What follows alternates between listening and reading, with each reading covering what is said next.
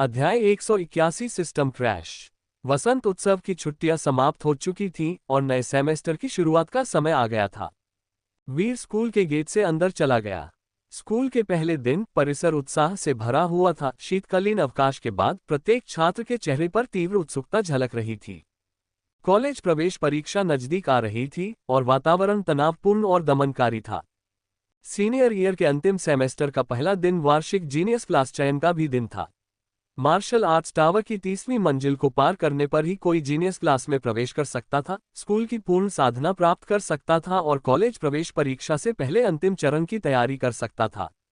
हालांकि प्राचीन पृथ्वी पर हुआशिया शहर में स्थित अर्थ मिडिल स्कूल एक पुराना और लंबा इतिहास रखने वाला विद्यालय था, लेकिन इसका कभी भी सही मायने में विकास नहीं हुआ था और यह हुआशिया शहर के सबसे निचले स्तर के मिडिल स्कूलों में शुमार था। इसके साधना संसाधन सीमित थे, जिससे केवल चुनिंदा साधना ही संभव थी।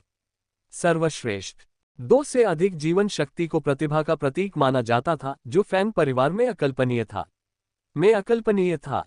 यद्यपि अंतरतारकीय जगत में फैंग परिवार एक छोटा परिवार था, लेकिन पृथ्वी पर यह निर्विवाद रूप से धनी और शक्तिशाली कुल था, जिसे अंतरतारकीय मुख्य परिवार का समर्थन प्राप्त था और जिसमें साधना तकनीकों की कोई कमी नहीं थी। कमी थी और न ही संसाधनों की। कई अंतरतारकीय साधक थे ऐसे थे जिनकी जीवन शक्ति 10 से अधिक थी और प्रतिस्पर्धा बेहद भयंकर थी। वीर को इस तथाकथित प्रतिभाशाली व्यक्ति की कोई खास चिंता नहीं थी। क्लास की कोई खास चिंता नहीं थी। हालांकि उन्हें कॉलेज प्रवेश परीक्षा में भाग लेना था, इसलिए उसे स्कूल के पूर्ण समर्थन की आवश्यकता थी, इसलिए इसमें प्रवेश करने से कोई नुकसान नहीं होगा। ये जानना महत्वपूर्ण है कि इंटरस्टेलर विश्वविद्यालय में भी विभिन्न रैंक थे और प्रत्येक रैंक के लिए आवेदन करने के तरीके अलग अलग थे और सीटें सीमित थीं। अंतरतारकीय युग भी भारी संघर्ष का युग था, हर चीज के लिए लड़ना पड़ता था और शांत रहना कोई विकल्प नहीं था। यदि आप अपने साथियों से कहीं अधिक उत्कृष्ट क्षमताएं प्रदर्शित नहीं करते तो स्कूल आपको कॉलेज प्रवेश परीक्षा जैसा महत्वपूर्ण अवसर क्यों देता, एक बहुमूल्य स्थान क्यों देगा। वीर के कदम लगातार चलते रहे और वह सीधे वर्चुअल मार्शल आर्ट्स टावर की ओर जा रहा था, तभी अचानक उसकी भौहें तन गईं। कुछ लोग तुरंत उसे घेर लिया और उसे वहीं जकड़ लिया। एक सफेद चमड़ी वाला भयावह चेहरे वाला युवक हाथ बांधे खड़ा उसे ठंडी निगाहों से देख रहा था। साहिल भी उसके पीछे पीछे चल रहा था और बार बार उसका मजाक उड़ा रहा था। वीर, आज तुम बच नहीं पाओगे, मैं पिछली बार का बदला जरूर लूंगा। बूम! उतार चढ़ाव की एक लहर बाढ़ की तरह फैल गई। क्लोट अपने धमकी भरे शब्दों को पूरा कर पाता उससे पहले ही उसका पूरा शरीर टूटे हुए रेत के बोरे की तरह उड़ गया। वीर की निगाहें झुकी हुई थीं, उसने एक नजर भी नहीं डाली, मानो वह परेशान करने वाली मक्खियों के झुंड को भगा रहा हो, और अपने रास्ते पर चलता रहा। क्लोट और साहिल जमीन पर लेटे हुए थे, उनकी आंखें चौड़ी और खाली थीं और वे पूरी तरह कांप रहे थे। वे दोनों बेचारे बच्चे बहुत डरे हुए थे। उनका वीर से आमने सामने सामना भी नहीं हुआ था, उन्होंने केवल एक अविश्वसनीय रूप से विशाल मानसिक ऊर्जा को अपने ऊपर से गुजरते हुए महसूस किया, जिसने पल भर में उनकी सारी चेतना को कुचल दिया और उनके दिमाग को बूंदे में बदल दिया। उस क्षणिक मानसिक ऊर्जा के प्रभाव ने उन्हें ऐसा महसूस कराया मानो वे किसी देवता की दिव्य शक्ति को निहार रहे हों और मृत्यु के भय का अनुभव कर रहे हों। ये कौन सा युग था? प्राचीन पृथ्वी युग में वेब उपन्यासों के जन्म को 10,000 से अधिक वर्ष बीत चुके थे। क्या वे अभी भी इस तरह के पुराने जमाने के कथानक का उपयोग कर रहे थे? क्या उन्हें यह नहीं पता था कि यह बहुत पुराना हो चुका था? वीर का इन लोगों के साथ और अधिक समय बर्बाद करने का कोई इरादा नहीं था।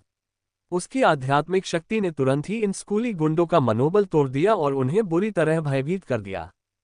वह तेजी से वहां से चला गया, अपने पीछे लोगों का एक ढेर छोड़ गया जो वध के इंतजार में पड़े मुर्गियों, बत्तखों और हंसों की तरह फड़फड़ा रहे थे और आश्चर्यचकित निगाहों का सैलाब उमड़ पड़ा था। वीर तेजी से आगे बढ़ा और जल्द ही वर्चुअल मार्शल आर्ट्स टावर पर पहुंच गया। बाहर पहले से ही एक लंबी कतार लग चुकी थी, जिसमें लोग इसे आजमाने के लिए उत्सुक थे। शीतकालीन अवकाश के दौरान एक सेमेस्टर की कड़ी साधना के बाद कई लोगों ने महसूस किया कि उनकी जीवन शक्ति में काफी सुधार हुआ है और वे वर्चुअल मार्शल आर्ट्स टावर को पार करने और जीनियस क्लास के लिए चुने जाने की उम्मीद कर रहे थे। वे बेहद खुशी से अंदर गए थे और निराश होकर बाहर आए। वीर कतार में निष्क्रिय खड़ा था, ठंडी निगाहों से सब कुछ देख रहा था, मन ही मन समझ रहा था। जीवन शक्ति में 3.0 की सफलता का मतलब यह नहीं था कि कोई मार्शल आर्ट्स टॉवर को पार कर सकता है। वे आभासी मार्शल आर्ट के महान उस्ताद अपने अपने स्तर के सर्वोच्च प्राणी थे, जिनके पास अत्यंत दुर्जेय युद्ध शक्ति थी। इन छात्रों में जीवन शक्ति तो थी, लेकिन उनमें जोश और उत्साह का अभाव था। उनकी युद्ध क्षमता कमजोर थी। भले ही उनकी जीवन शक्ति आभासी मार्शल आर्ट के महान गुरु से भी अधिक थी, से भी अधिक हो, फिर भी उन्हें लाभ प्राप्त करना कठिन होगा। वीर पहले जैसा ही था। उसने 1.5 जीवन शक्ति के साथ मार्शल आर्ट्स टॉवर में प्रवेश किया, लेकिन मार्शल आर्ट की युद्ध तकनीकों की कमी के कारण पहली 10 मंजिलें पार करना बेहद मुश्किल था। जब तक उसने कई प्राचीन मार्शल आर्ट और जीन मार्शल आर्ट, वज्र वशीकरण, दानव मुट्ठी नहीं सीखी, तब तक वह पतन को उल्टने में कामयाब नहीं हुआ और 20वीं मंजिल तक नहीं पहुंच सका, जहां उसकी प्रगति रुक गई। और वर्तमान वीर के लिए स्थिति नाटकीय रूप से बदल गई थी। ये वर्चुअल मार्शल आर्ट्स टावर दूसरों के लिए एक दुर्गम खाई हो सकती है, लेकिन वीर की नज़रों में यह एक बाधा भी नहीं थी। उसे इस बात का एहसास नहीं था कि उसकी युद्ध क्षमता उसके साथियों से कहीं अधिक थी। पृथ्वी के शीर्ष हाई स्कूलों के सबसे उत्कृष्ट प्रतिभाशाली छात्र ही उस पर कुछ दबाव डाल सकते थे। इस अर्थ मिडिल स्कूल में साधना का स्तर बहुत कम था, जिससे उसे घर घर खेलने जैसा महसूस हुआ और उसमें उसकी कोई रुचि नहीं जागी। पृथ्वी से मंगल ग्रह तक की यात्रा के दौरान उन्होंने अपने साथियों के अनुभवों से कहीं अधिक अनुभव किया था, और इससे उन्हें अपने समकालीनों से कहीं अधिक शक्ति भी प्राप्त हुई थी। पृथ्वी पर और यहां तक कि सौरमंडल में भी उन्हें अपने समकक्षों के बीच प्रतिद्वंद्वी ढूंढने में कठिनाई होती थी। पारिवारिक रैंकिंग प्रतियोगिता में शानदार जीत हासिल करने के बाद वीर को ये बात स्पष्ट रूप से समझ में आ गई, उसके प्रतिद्वंद्वी असीम रूप से विशाल अंतरतारकीय ब्रह्मांड में थे। उन तारामंडलों में उन्नत तकनीक, प्रचुर मात्रा में आध्यात्मिक कण पदार्थ और विविध साधना संसाधन मौजूद थे। भयंकर प्रतिस्पर्धा के कारण अक्सर कई अकल्पनीय और अद्वितीय प्रतिभाओं का जन्म होता था। केवल यही लोग उनके भावी विरोधी थे। वीर ने कभी भी अपनी दृष्टि को सौरमंडल तक सीमित नहीं रखा, बल्कि असीम अंतरतारकीय ब्रह्मांड की ओर देखा। जैसे जैसे कतार धीरे धीरे आगे बढ़ी, आखिरकार वीर की बारी आ गई। उसके चेहरे पर शांति का भाव था और वह सीधे अंदर चला गया। लेकिन जैसे ही उसकी आकृति अंदर दाखिल हुई, वर्चुअल मार्शल आर्ट्स टॉवर अचानक तेज अलार्म की आवाज से गूंज उठा और लगातार लाल बत्तियां चमकने लगीं। वरिष्ठ कक्षा के होमरूम शिक्षकों के एक समूह का नेतृत्व करते हुए प्रधानाचार्य गंभीर चेहरे के साथ आगे बढ़े और बोले, आखिर हुआ क्या? तुमने क्या किया? Virtual martial arts tower system school की सबसे मूल्यवान संपत्ति थी और इसे किसी भी कीमत पर नुकसान नहीं पहुंचाया जा सकता था। अब स्कूल के पहले ही दिन ऐसी बड़ी घटना घटित हो गई, जिससे प्रधानाचार्य बेहद क्रोधित हो गए। मुझे भी नहीं पता। वर्चुअल मार्शल आर्ट्स टॉवर के बाहर कतार में खड़े छात्र भी मासूमियत से दिख रहे थे। इस समय virtual martial arts tower system ने पूरे स्कूल को चेतावनी जारी की। चेतावनी, चेतावनी, किसी की जीवन शक्ति सिस्टम की सीमा से अधिक हो गई है, जिससे सिस्टम क्रैश हो गया है। जो लोग वर्तमान में अंदर चुनौती दे रहे हैं, कृपया तुरंत बाहर निकले, तुरंत बाहर निकले, तुरंत बाहर निकले। अलार्म बार बार बज रहा था, जिसमें संकट की एक अत्यावश्यक भावना भरी हुई थी। क्या जीवन शक्ति सीमा से अधिक हो गई, जिससे सिस्टम ध्वस्त हो गया? ये कौन है? प्रधानाचार्य और कक्षा शिक्षकों का समूह आश्चर्यचकित रह गया। उन्होंने कभी ऐसी स्थिति की कल्पना भी नहीं की थी। यह आभासी मार्शल आर्ट टावर प्रणाली विशेष रूप से पृथ्वी के मध्य विद्यालय द्वारा एक अंतरतारकीय महाशक्ति के आदेश पर बनवाई गई थी। हालांकि यह सबसे निचले स्तर की थी, फिर भी ये 10 तक की भारी ऊर्जा को सहन कर सकती थी। लेकिन अब किसी ने इस प्रणाली को ध्वस्त कर दिया, जो वास्तव में अविश्वसनीय था। किसके पास इतनी भयानक जीवंतता थी? एक अंतरतारकीय साधक। अर्थ मिडिल स्कूल ने पहले कभी ऐसा प्रतिभाशाली छात्र पैदा नहीं किया था। वह कौन हो सकता है? अर्थ मिडिल स्कूल में ऐसा कोई प्रभावशाली व्यक्ति मौजूद ही नहीं था। स्कूल के अधिकारी इस बात को बिल्कुल भी समझ नहीं पाए। इसी क्षण वीर शांत भाव से बाहर निकल गया। प्रधानाचार्य की आंखें चमक उठीं और वे तुरंत पास जाकर पूछने लगे, वीर, तुमने अभी अंदर क्या देखा? Virtual martial arts tower system क्यों ढह गया? वीर ने धीरे से अपना मुंह खोला, कुछ नहीं। मैंने अभी अभी 1 मिनट के भीतर वर्चुअल मार्शल आर्ट्स टावर की 30 मंजिलें पार की और सिस्टम क्रैश हो गया और मुझे बाहर निकाल दिया। उनका चेहरा बेहद शांत था और उनके शब्द हल्के फुल्के थे, मानो वे किसी तुच्छ मामले के बारे में बात कर रहे हो जिसका उनसे कोई लेना देना नहीं था। हालांकि आभासी मार्शल आर्ट के वे महान उस्ताद अपने पद पर अजेय थे, लेकिन स्वर्ग और पृथ्वी के बीच जीवन शक्ति में मौजूद विशाल अंतर की भरपाई किसी भी विधि से नहीं की जा सकती थी। एक शक्ति 10 कौशलों को वश में कर सकती है। वीर के प्रवेश करते ही उसे हिलने डुलने की भी जरूरत नहीं पड़ी। उसकी मानसिक ऊर्जा तेजी से प्रवाहित हुई और एक तूफान की तरह उमड़ी, जिसने आभासी मार्शल आर्ट के उन महान गुरुओं को पल भर में पराजित कर दिया। चाहे कोई भी परग्रही प्रजाति हो या मार्शल आर्ट का महान गुरु, चाहे उनकी तकनीकें कितनी भी उन्नत हों, वे बाढ़ की तरह उमड़ती शक्ति के इस जबरदस्त प्रवाह का सामना नहीं कर सके और वे सभी ध्वस्त हो गए। क्या तुमने कर दिखाया? प्रधानाचार्य और स्कूल के अन्य अधिकारी इस पर विश्वास नहीं कर सके। उन्हें शक था कि वीर शेखी मार रहा है। उन्हें याद आया कि वीर की जीवन शक्ति पिछली बार जब उसने मार्शल आर्ट्स टॉवर को चुनौती दी थी तब 2.0 के स्तर तक भी नहीं पहुंची थी। फिर भी अब उसने virtual martial arts tower system को ध्वस्त कर दिया था। तब और अब के बीच का अंतर बहुत बड़ा था। महज 2 महीनों में ही वह एक अंतरतारकीय साधक बन गया। शंकाओं की बौछार का सामना करते हुए वीर समझाने में बहुत आलसी था। उसने बस इतना कहा, ये सच है या झूठ? सिस्टम रिकॉर्ड की जांच करके आपको पता चल जाएगा। ये देखकर कि वह नाटक नहीं कर रहा था, प्रधानाचार्य और अन्य लोगों ने वर्चुअल मार्शल आर्ट्स टॉवर के सिस्टम रिकॉर्ड को देखने के लिए प्राप्त किया। स्क्रीन पर वीर की आकृति दिखाई दी। वीर ने अद्वितीय शारीरिक मुद्रा के साथ कई वर्चुअल मार्शल आर्ट्स के महान उस्तादों को पछाड़ते हुए बिना रुके ऊपर की ओर बढ़ते हुए एक एक करके हर चेक पॉइंट को पार किया, यहां तक कि उसने मार्शल आर्ट्स टॉवर सिस्टम को भी उड़ा दिया। प्रधानाचार्य और विद्यालय के सभी नेता स्तब्ध रह गए। उन्हें स्पष्ट रूप से यह एहसास हुआ कि वीर के सामने जो अचानक से उभरता हुआ अद्वितीय प्रतिभावान छात्र था, तथाकथित प्रतिभावान कक्षा का कोई अर्थ नहीं रह गया था। अध्याय 182 महाविद्यालय प्रवेश परीक्षा के लिए पंजीकरण। आज से यहाँ मौजूद सभी लोग जीनियस क्लास में सहपाठी हैं। कृपया भविष्य में एक दूसरे का ख्याल रखें। एक हट्टा कट्टा आदमी, जिसका चेहरा उग्र था, पोडियम पर खड़ा होकर जोर जोर से घोषणा कर रहा था। उसके चेहरे पर एक स्पष्ट निशान था और उससे एक भयंकर आभा निकलती थी। वह किसी कक्षा शिक्षक जैसा नहीं दिखता था, बल्कि एक अनुभवी और दुर्जय योद्धा जैसा लगता था। वीर की आंखों में एक तीखी चमक कौंध गई। उसे पता चला कि इस प्रतिभाशाली कक्षा का मुख्य शिक्षक वास्तव में एक कुलीन साधक था। विशाल अर्थ मिडिल स्कूल में वह प्रधानाचार्य के बाद दूसरे सबसे शक्तिशाली व्यक्ति थे। ऐसा लगता है कि स्कूल वास्तव में प्रतिभाशाली छात्रों को महत्व देता था, तभी तो उसने एक ऐसे साधक को, जो कहीं से भी प्रकट हुआ, उनका मुख्य शिक्षक नियुक्त कर दिया। वीर ने चुपचाप सिर हिलाया। जब वह दूसरों को देख रहा था, तब दूसरे भी उसे देख रहे थे।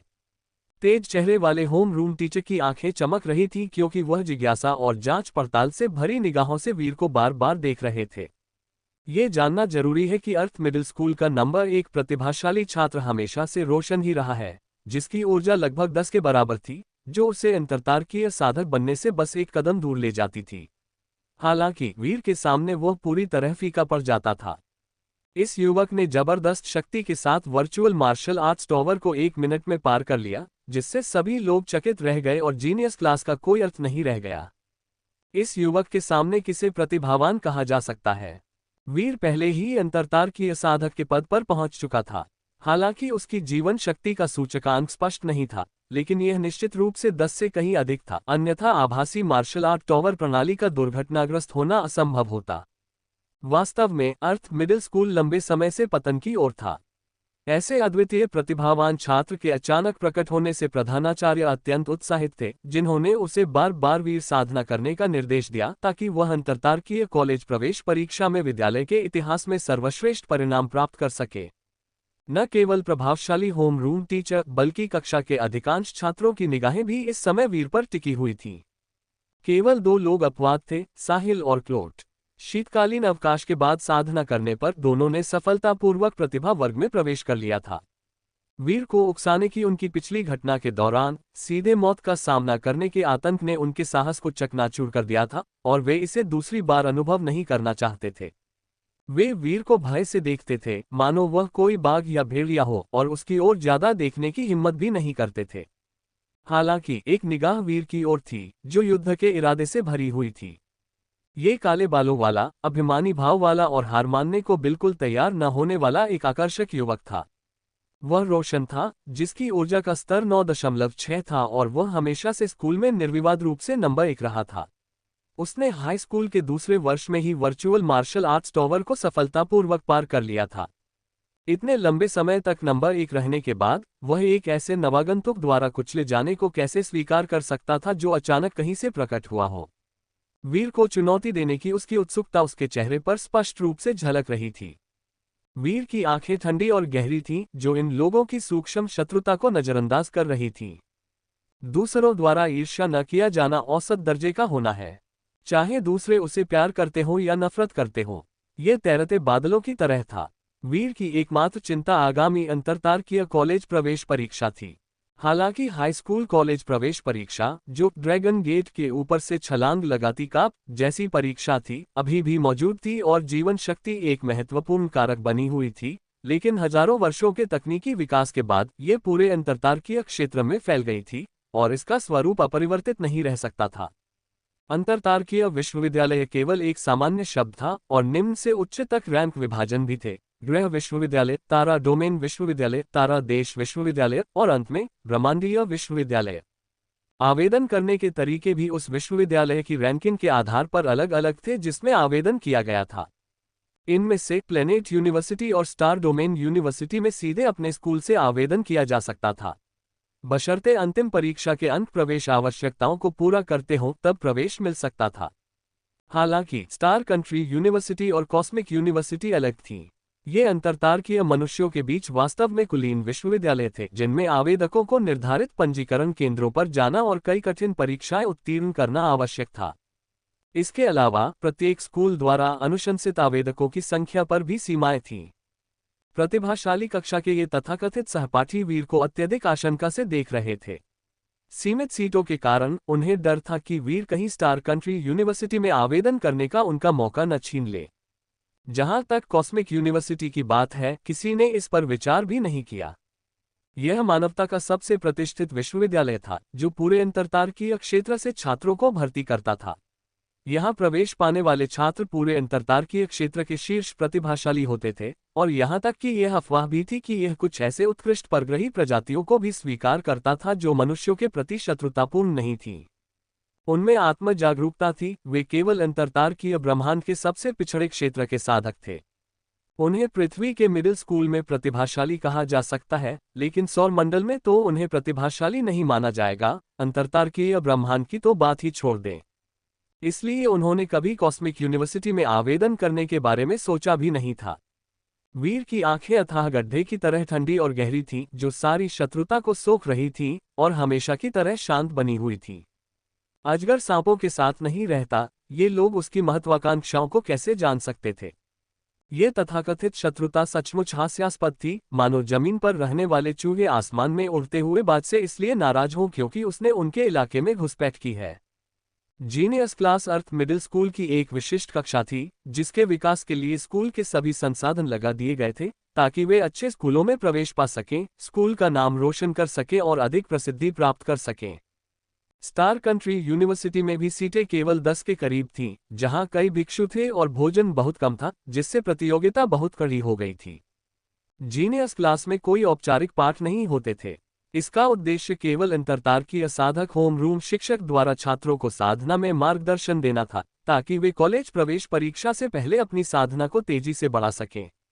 जैसे जैसे व्यक्ति की ऊर्जा बढ़ती जाती, बुद्धि में भी काफी सुधार होता जाता और सैद्धांतिक ज्ञान पूरी तरह समझ में आ जाता, जिसे वह जल्दी ही आत्मसात कर लेता। इसके लिए किसी विशेष शिक्षण की आवश्यकता नहीं थी, पूर्णतः स्व अध्ययन ही पर्याप्त था। पंजीकरण अभी शुरू होता है। जीनियस क्लास के पहले ही दिन प्रभावशाली होम रूम टीचर ने गहरी आवाज में घोषणा करते हुए कॉलेज प्रवेश परीक्षा के लिए पूर्व पंजीकरण शुरू किया और फिर प्रत्येक व्यक्ति के इच्छित उपयोग के आधार पर लक्षित विशेष प्रशिक्षण प्रदान किया। वर्चुअल मार्शल आर्ट्स टॉवर में सबसे प्रभावशाली प्रदर्शन करने वाले प्रतिभाशाली खिलाड़ी के रूप में वीर से सबसे पहले पूछा गया, वीर तुम पहले जाओ। तुम इंटरस्टेलर यूनिवर्सिटी के किस स्तर के लिए आवेदन करना चाहते हो? मैं इसे रिकॉर्ड कर लूंगा। वीर ने बिना झिझक के धीरे से कहा, कॉस्मिक यूनिवर्सिटी। जैसे ही ये शब्द उसके मुंह से निकले, पूरा कमरा सन्नाटे में डूब गया। कक्षा के बाकी सहपाठियों ने सामूहिक रूप से राहत की सांस ली, उनकी सीटें सुरक्षित थीं। अगले ही पल उनकी आंखें चौड़ी हो गईं। क्या वह कॉस्मिक यूनिवर्सिटी में दाखिला लेना चाहता है? इस व्यक्ति को इतना आत्मविश्वास कहाँ से मिला? वीर में ताकत थी या नहीं, इस बात से उन्हें दुखद रूप से एहसास हुआ कि उन्होंने उसे अपना प्रतिद्वंद्वी माना था, लेकिन उसने कभी उनकी ओर देखा तक नहीं था। तुम कॉस्मिक यूनिवर्सिटी में दाखिला लेना चाहते हो? उस प्रभावशाली होम रूम टीचर को भी एक पल के लिए इस बात पर यकीन करना मुश्किल लगा। बिल्कुल सही। वीर हमेशा की तरह शांत रहा। कॉस्मिक यूनिवर्सिटी पूरे ब्रह्मांड से छात्रों को भर्ती करती है, यहाँ तक कि परग्रही प्रजातियों को भी प्रवेश दिया जा सकता है। यहाँ सभी के लिए समानता पर जोर दिया जाता है।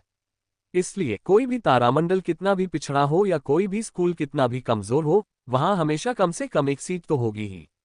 क्या हमारे स्कूल में भी ऐसी कोई सीट नहीं है? मुझे वह सीट चाहिए। हालांकि उनके शब्द शांत थे, लेकिन उनमें प्रभुत्व झलक रहा था। एक अकाट्य दावा था कि मेरे अलावा और कौन। उस प्रभावशाली गृह शिक्षक ने वीर की बात को समझते हुए सिर हिलाया, लेकिन फिर जल्दी से अपना सिर झटक दिया। ये सच था कि अर्थ मिडिल स्कूल में कॉस्मिक यूनिवर्सिटी की एक सीट थी, लेकिन चूंकि कई वर्षों से किसी ने इसके लिए आवेदन नहीं किया था, इसलिए इसे लंबे समय से छोड़ दिया गया था और आमतौर पर बड़ी मात्रा में स्टार कॉइन कमाने के लिए इसे अन्य उन्नत मिडिल स्कूलों को बेच दिया जाता था। अब जब वीर को ये सीट चाहिए थी, तो स्कूल को इस साल अप्रत्यक्ष रूप से काफी स्टार कॉइन का नुकसान उठाना पड़ता।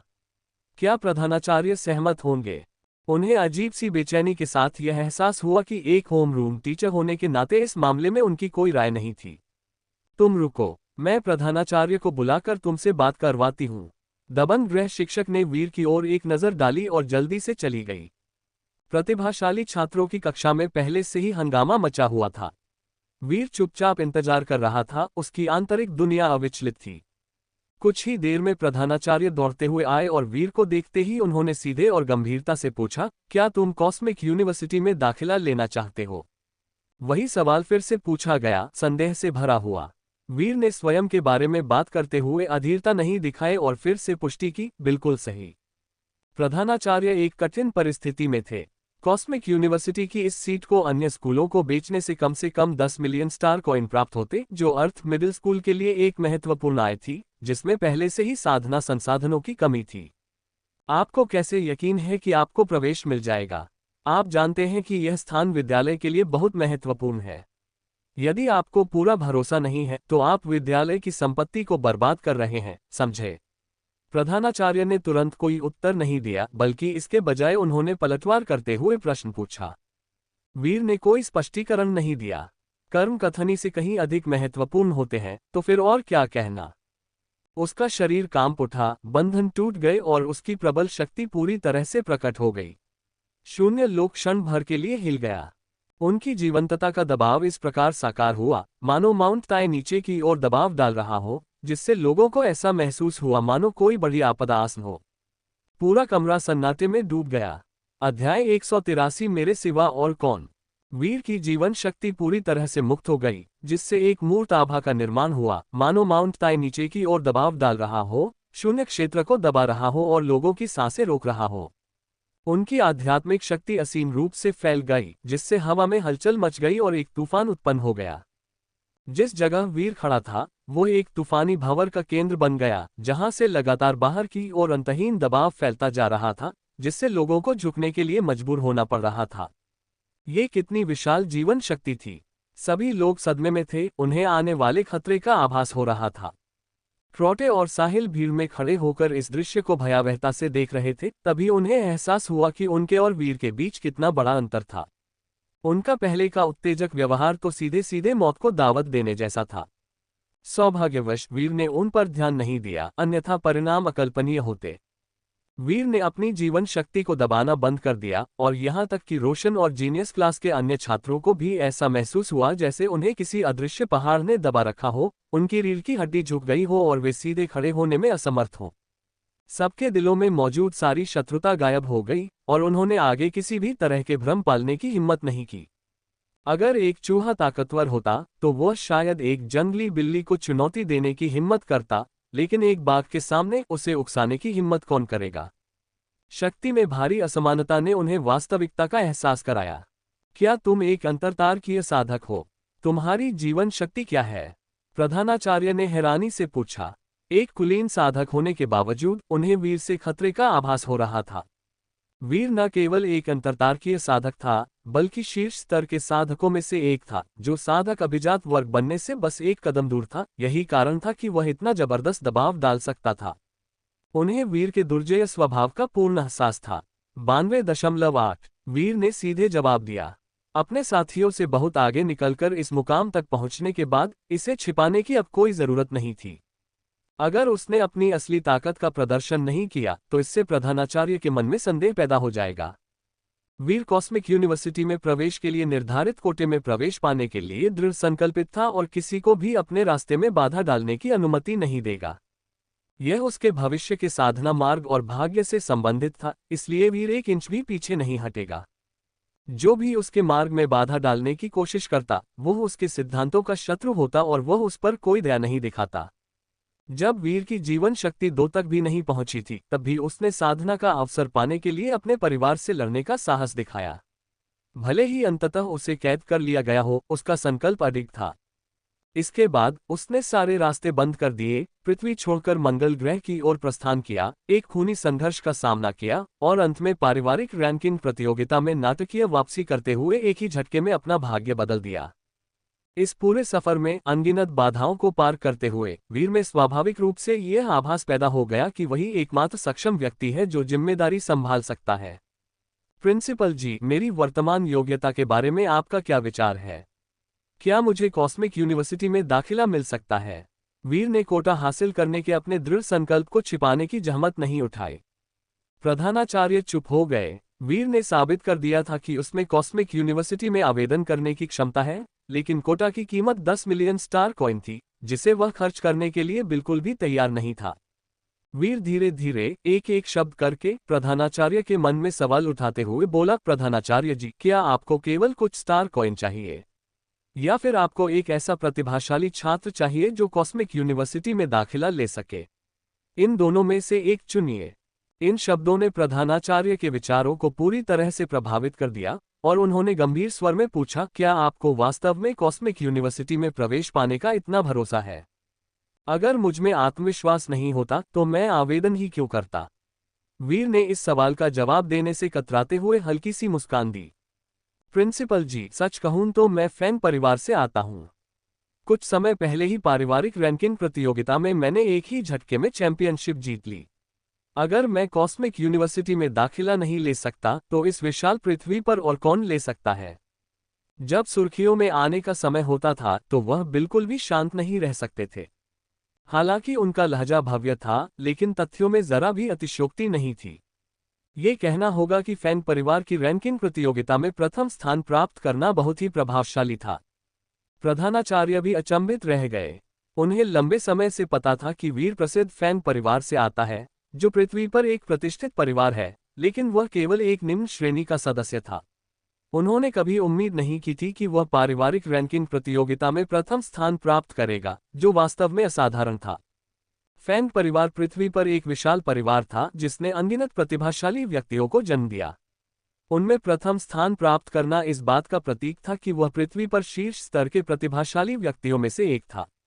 क्या सच में कोई ऐसा विलक्षण प्रतिभावान बच्चा अर्थ मिडिल स्कूल में आया था? प्रधानाचार्य को एक पल के लिए भी इस बात पर विश्वास करना मुश्किल लगा। वीर फिर हंस पड़ा, जो निर्णायक क्षण बन गया और स्थिति को और भी बिगाड़ दिया। मुझे केवल कॉस्मिक यूनिवर्सिटी के आवेदन कोटे की ही आवश्यकता है, अन्य किसी भी प्रकार के साधना संसाधनों की नहीं। क्या आप वाकई खेती के संसाधनों को नहीं चाहते? प्रधानाचार्य ने फिर से पुष्टि की, हालांकि उन्हें इस बात पर पूरी तरह से विश्वास नहीं हो रहा था। साधना संसाधनों के बिना कोई अपनी शक्ति कैसे बढ़ा सकता है और ब्रह्मांडीय विश्वविद्यालय में प्रवेश कैसे प्राप्त कर सकता है? यह तो सरासर अतार्किक था। वीर ने सिर हिलाते हुए कहा, बिल्कुल।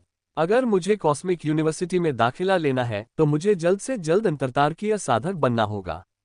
विद्यालय द्वारा दिए गए संसाधन मेरे लिए बेकार हैं। मैं इसे अपने तरीके से हल करूंगा। प्रधानाचार्य जी, आप निश्चिंत रहें। एक बार कह दिया तो अब पीछे नहीं हटूंगा। प्रधानाचार्य स्वाभाविक रूप से अपने वचन से पीछे नहीं हटेंगे, लेकिन वे पूरी तरह से अवाक रह गए थे। क्या ये स्कूल के प्रति सम्मान का भाव था या उसे नीचा दिखाने का भाव? अरे, ये तो साफ तौर पर जानबूझकर किया गया था, है ना? क्या स्कूल एक कल्टीवेटर एलिट उपलब्ध कराने का खर्च वहन नहीं कर सकता था?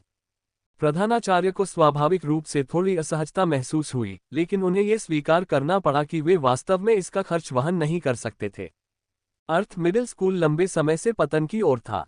कॉलेज प्रवेश परीक्षा के प्रत्येक स्नातक वर्ग से एक अंतरतार किया साधक का उभरना पहले से ही दुर्लभ था। एक कुलीन साधक की तो बात ही छोड़िए, जो कभी प्रकट ही नहीं हुआ था। प्रधानाचार्य को यह एहसास हुआ कि वीर की तरक्की का अर्थ मिडिल स्कूल से कोई लेना देना नहीं था। इस मामले में स्कूल को वास्तव में बहुत बड़ा फायदा हुआ, क्योंकि उसे एक अद्वितीय प्रतिभावान छात्र मुफ्त में मिल गया। अगर वे अब वीर की एकमात्र शर्त पर सहमत नहीं हुए, तो वह शायद तुरंत स्कूल बदल लेगा। ऐसे प्रतिभाशाली छात्र का किसी भी स्कूल में स्वागत किया जाएगा।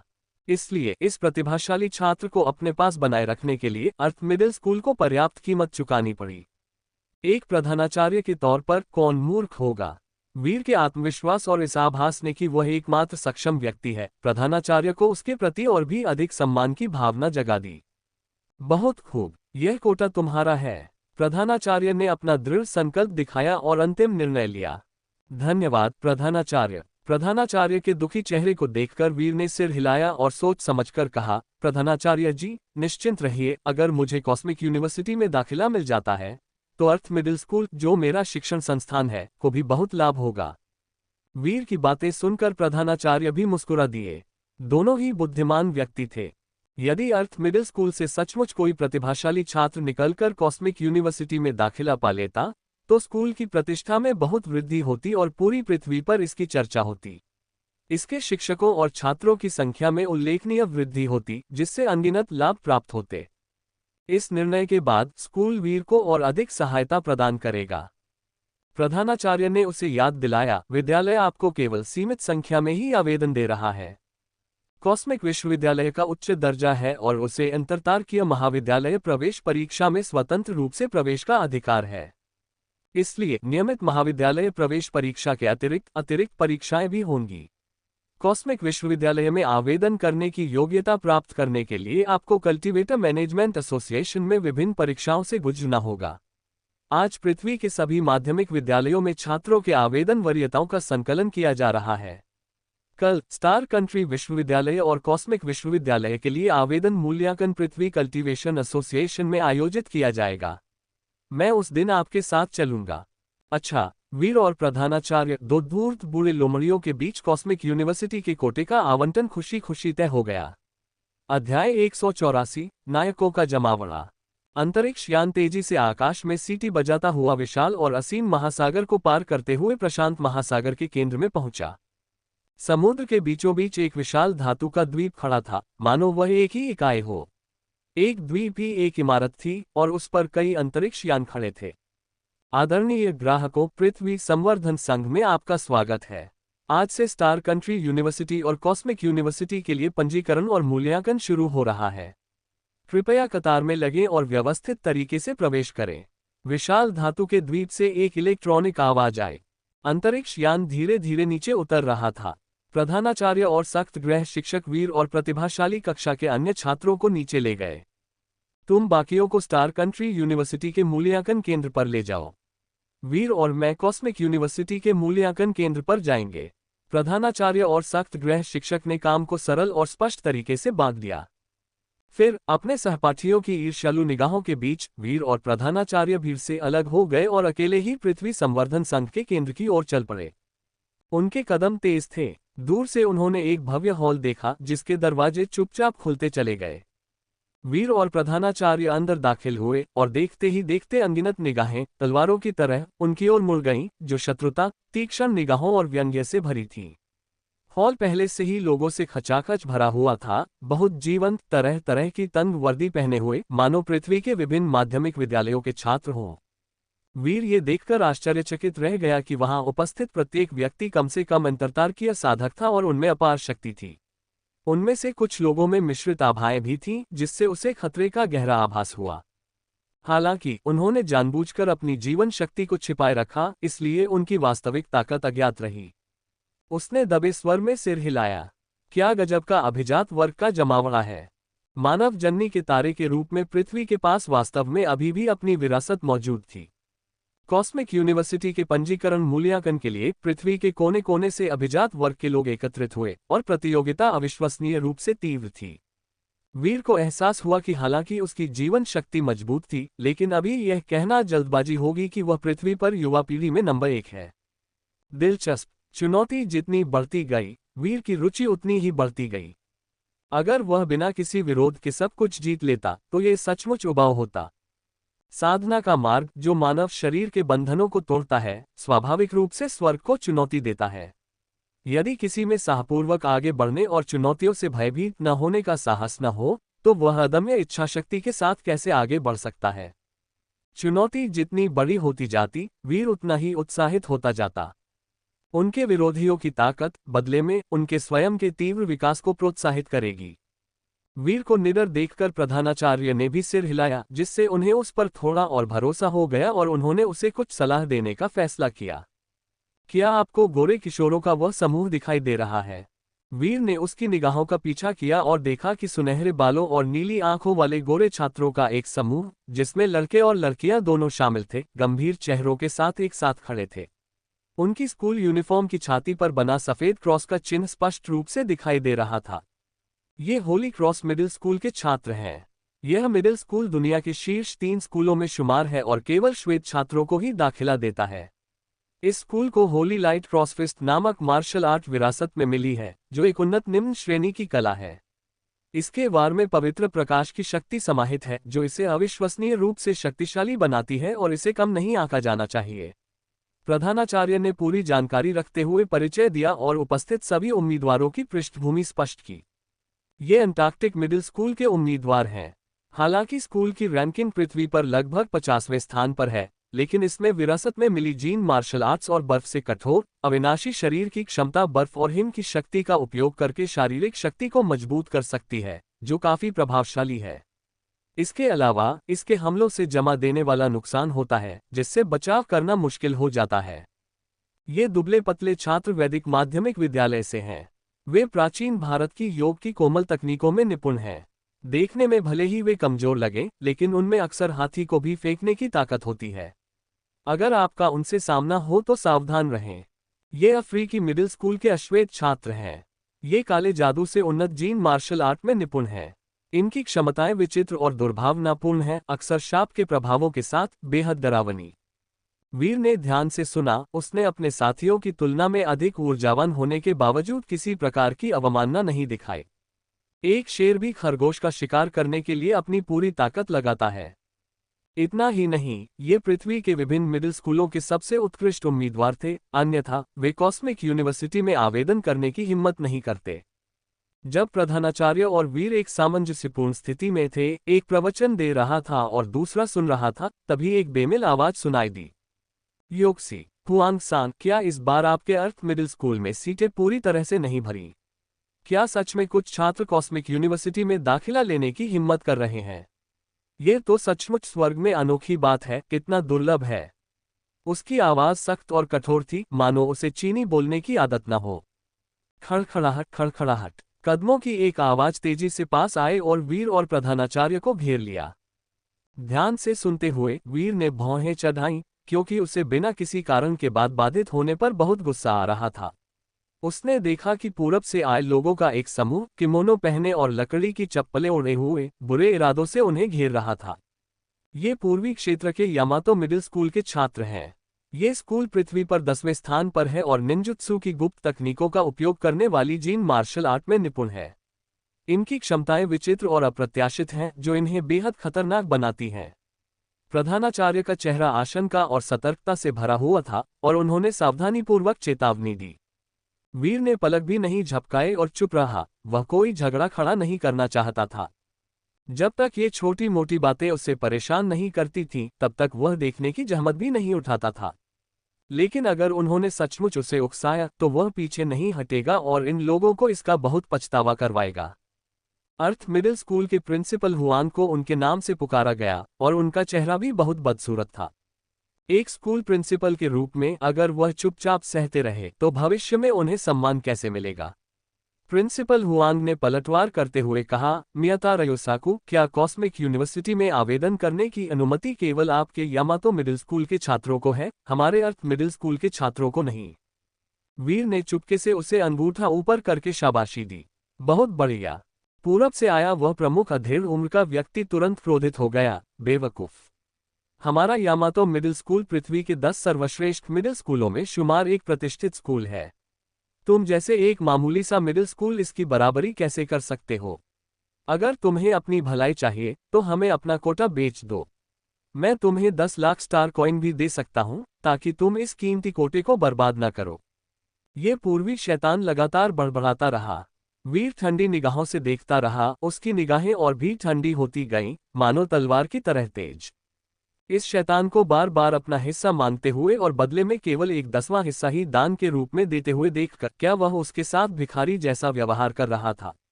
इस शैतान द्वारा उनके अर्थ मिडिल स्कूल के बारे में इतनी बुरी बातें सुनकर प्रिंसिपल हुआन का चेहरा भी बेहद गंभीर हो गया। उन्होंने ठंडी सांस लेते हुए कहा, तुम्हें इसकी चिंता करने की जरूरत नहीं है। मैंने अपने छात्र से वादा कर दिया है और मैं अपने वचन से पीछे नहीं हटूंगा। ये वीर है, हमारे स्कूल का प्रतिभाशाली छात्र। वह पहले से ही एक आधिकारिक अंतरतार्कीय साधक है और वह तुम्हारे यामातो मिडिल स्कूल के छात्रों से कमजोर नहीं होगा। उन्होंने वीर का दृढ़तापूर्वक समर्थन किया, केवल वीर के साधना स्तर का खुलासा किया और बुद्धिमानी से वीर की वास्तविक जीवन शक्ति को प्रकट नहीं किया। पूरब से आए अधेड़ उम्र के व्यक्ति का चेहरा फड़क उठा और उसने दांत दिखाते हुए शरारती मुस्कान के साथ कहा, सोगा। हालांकि वे दोनों अंतरतार्कीय साधक हैं, लेकिन जीवन शक्ति में अंतर के कारण श्रेष्ठता में फर्क है। ऐसे में मैं हुआंग सांग को वीर की गुणवत्ता का ठीक से परीक्षण करने में मदद करूंगा, कहीं आप अपना कोटा बर्बाद न कर दें। उनके पीछे खड़े पूर्वी उम्मीदवारों के समूह ने तुरंत अपने सिर पीछे की ओर झुकाए और खिलखिलाकर ठहाके लगाए। उनका अहंकार स्पष्ट रूप से दिखाई दे रहा था। हत्तोरी जूजो, पूरब से आए अधेड़ उम्र के व्यक्ति ने गुर्राते हुए कहा। अरे! काले रंग के तंग सूट में लिपटा एक छोटा पूर्वी किशोर बाहर निकला। वीर की ओर उसकी निगाहें किसी विषैले सांप की तरह खतरनाक थीं, उसकी पुतलियां एकदम काली थीं, जिनमें से एक अजीब सी रोशनी झलक रही थी।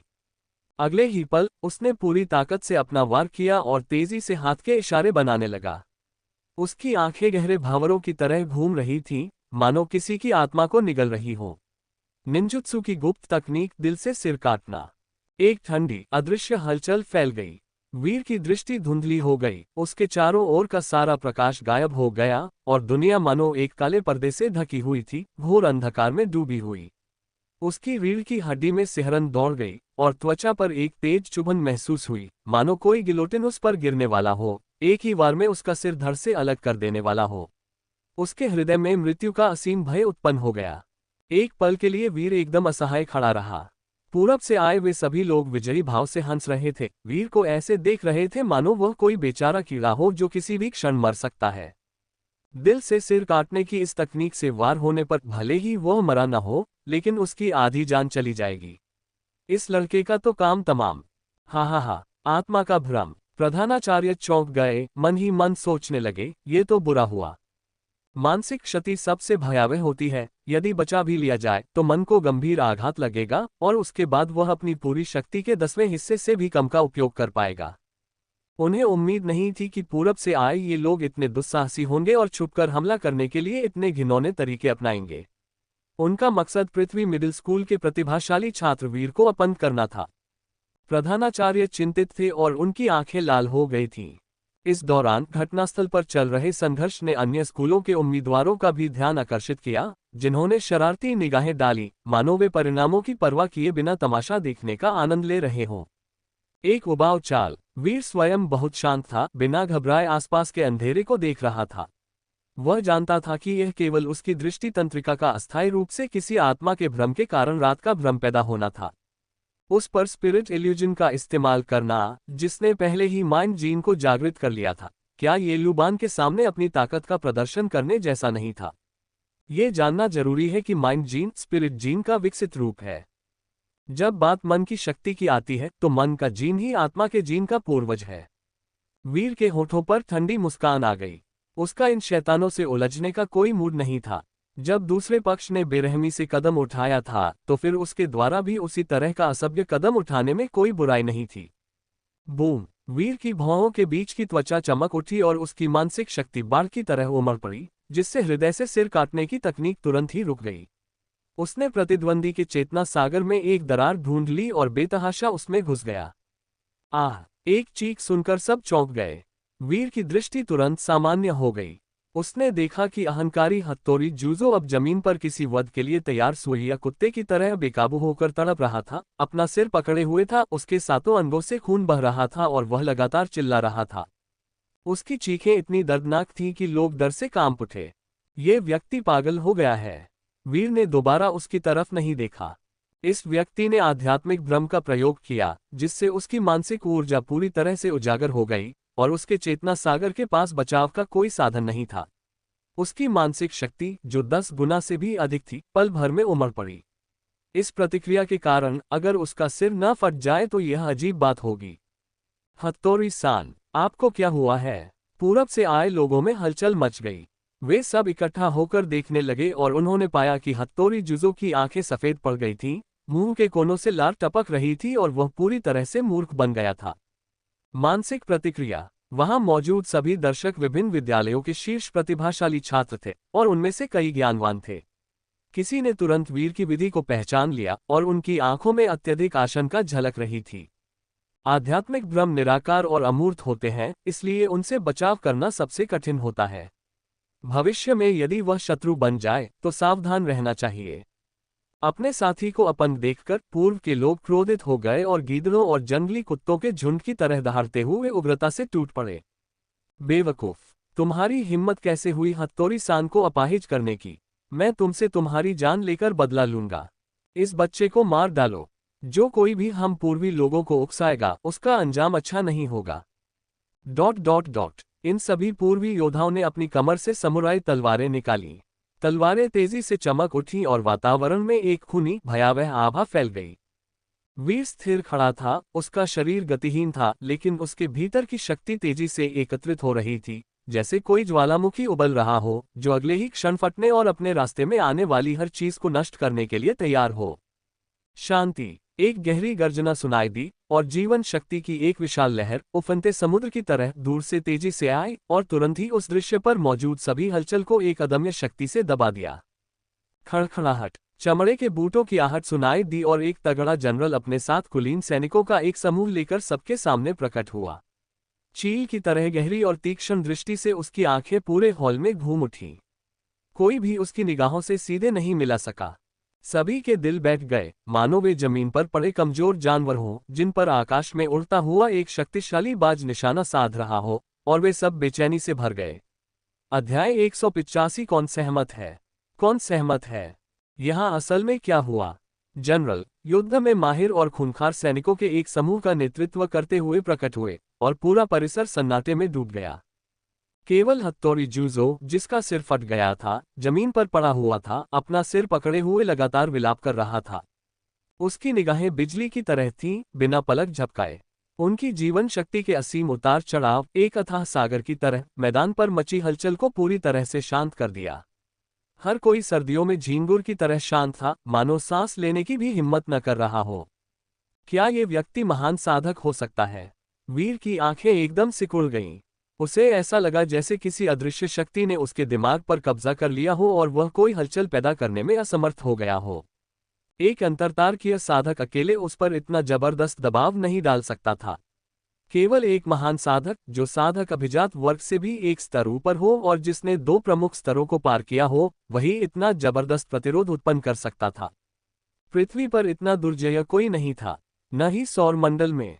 सौरमंडल में साधना की सीमा केवल एक कुलीन साधक तक ही सीमित थी। किसी को महान साधक के स्तर तक साधना करने के लिए पर्याप्त साधना संसाधन उपलब्ध ही नहीं थे। जनरल के अलावा जो एक महान साधक प्रतीत होता था, वीर ये देखकर आश्चर्यचकित रह गया कि प्रत्येक सैनिक कम से कम एक अंतरतारकीय साधक था। अंतरतारकीय साधकों से बनी एक सेना, ये सौरमंडल में अकल्पनीय था। अंतरिक्ष में मौजूद महान राष्ट्रों के पास ही ऐसी विशिष्ट सेना हो सकती है। क्या ये लोग अंतरतारकीय अंतरिक्ष से आए हो सकते हैं? ये बिल्कुल संभव था। वीर गहरी सोच में डूबा हुआ था। कल्टीवेशन एसोसिएशन एक विशाल संगठन था जो पूरे अंतरतारकीय ब्रह्मांड में फैला हुआ था और इसका प्रभाव क्षेत्र सभी अंतरतारकीय मनुष्यों तक फैला हुआ था। पृथ्वी पर स्थित इसकी एक छोटी सी शाखा भी अंतरतारकीय मुख्यालय से संपर्क बनाए रखती थी। कॉस्मिक यूनिवर्सिटी का पंजीकरण मूल्यांकन अत्यंत कठोर था, इसलिए ऐसा प्रतीत होता है कि कल्टीवेशन एसोसिएशन ने इसकी देखरेख में काफी प्रयास किया था। क्या कोई बोल नहीं रहा? जनरल ने देखा कि कोई भी बोलने की हिम्मत नहीं कर रहा था। उसके बूटों की आवाज जमीन पर ढोल की थाप की तरह गूंज रही थी, मानो लोगों के दिलों को झकझोर रही हो, जिससे वे उछल पड़े। वह सीधे वीर और यामातो के लोगों की ओर बढ़ा। जब कोई कुछ नहीं बोल रहा है तो तुम दोनों बोलो। मूल्यांकन स्थल पर तुम लोग क्यों हंगामा कर रहे हो? यामातो मिडिल स्कूल के प्रधानाचार्य और एक कुशल साधक मियाता रयोसाकु ने जनरल के जीवन शक्ति दमन से तुरंत मुक्ति पाली। उन्होंने बात को घुमाते हुए कहा, जनरल, पृथ्वी मिडिल स्कूल के इस परीक्षार्थी वीर ने परीक्षा कक्ष के नियमों का उल्लंघन किया और पहले हमला करके हमारे यामातो मिडिल स्कूल के प्रतिभाशाली परीक्षार्थी हत्तोरी जुजो को घायल कर दिया। आपको हमारे लिए न्याय करना होगा। परीक्षा कक्ष के नियमों का उल्लंघन करने वाले ऐसे परीक्षार्थी को कड़ी सजा मिलनी चाहिए, उसका पंजीकरण रद्द किया जाना चाहिए, उसकी साधना शक्ति को बाधित किया जाना चाहिए और उसे परीक्षा कक्ष से निष्कासित कर दिया जाना चाहिए।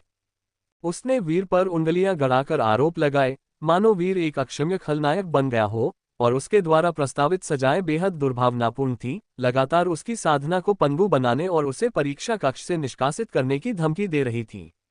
वीर की आंखें एकदम ठंडी पड़ गईं और उसने मन ही मन अपनी बदकिस्मती को कोसा। यामातो के इन लोगों का स्वभाव सचमुच क्रूर था। अगर उसे इसी तरह उपद्रव मचाने दिया गया तो उसके लिए स्थिति बेहद प्रतिकूल हो जाएगी। क्या ऐसा है? लेकिन जनरल, यामातो के लोगों के लगातार घृणित स्वभाव को जानते हुए उस पर पूरी तरह विश्वास नहीं कर पाए। इसके बजाय उनकी निगाहें वीर पर टिक गईं। एक भारी दबाव वीर के मन को घेर लिया, उसके दिल से सवाल करने लगा, कुछ भी छुपाने की गुंजाइश नहीं छोड़ी। वीर ने गहरी सांस ली, अपनी आत्मा को मजबूत करने के लिए अपने माइंड जीन को पूरी तरह सक्रिय किया और मानसिक अवरोध से मुक्त हो गया। उसने न तो विनम्रता से और न ही अहंकार से कहा, महाजन, ये यामातो के लोग सच्चाई को पूरी तरह से तोड़ मरोड़ रहे हैं। शुरू से अंत तक मैंने कुछ नहीं किया।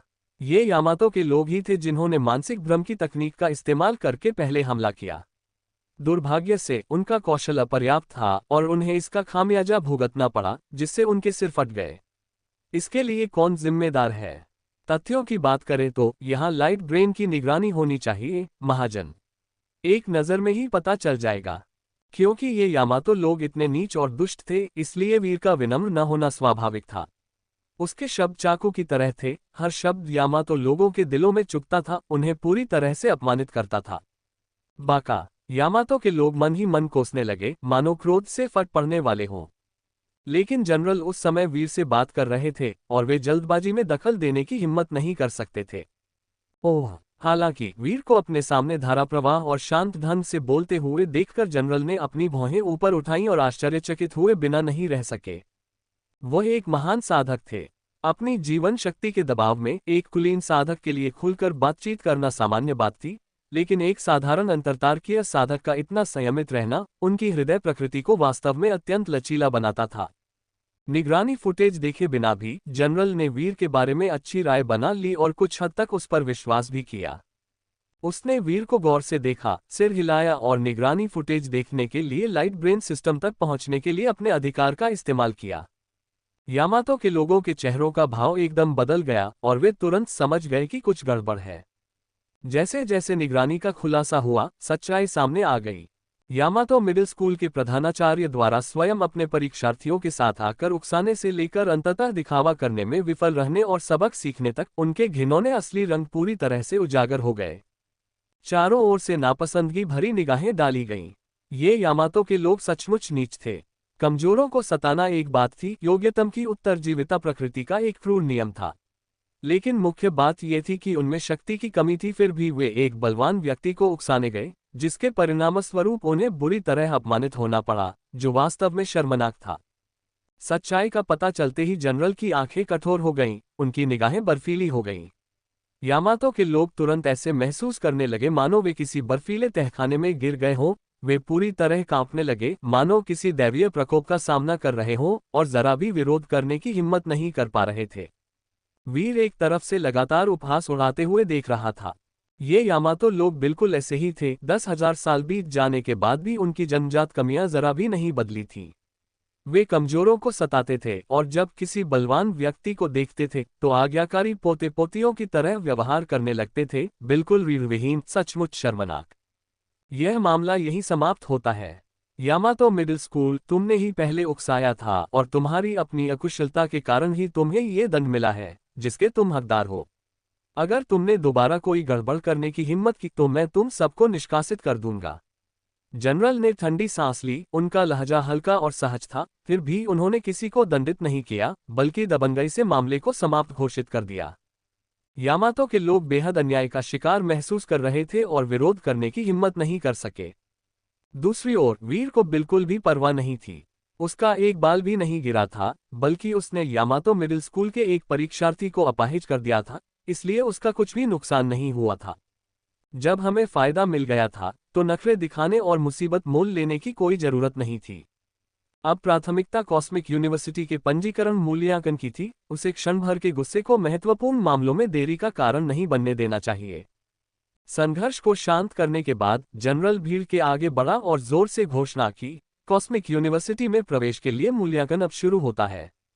हालांकि कॉस्मिक यूनिवर्सिटी का आदर्श वाक्य सभी के लिए समानता है और ऐसा लगता है कि हर स्कूल का एक कोटा है, लेकिन जितना अधिक कोटा होगा प्रतिस्पर्धा उतनी ही अधिक होगी, आपकी कल्पना से परे।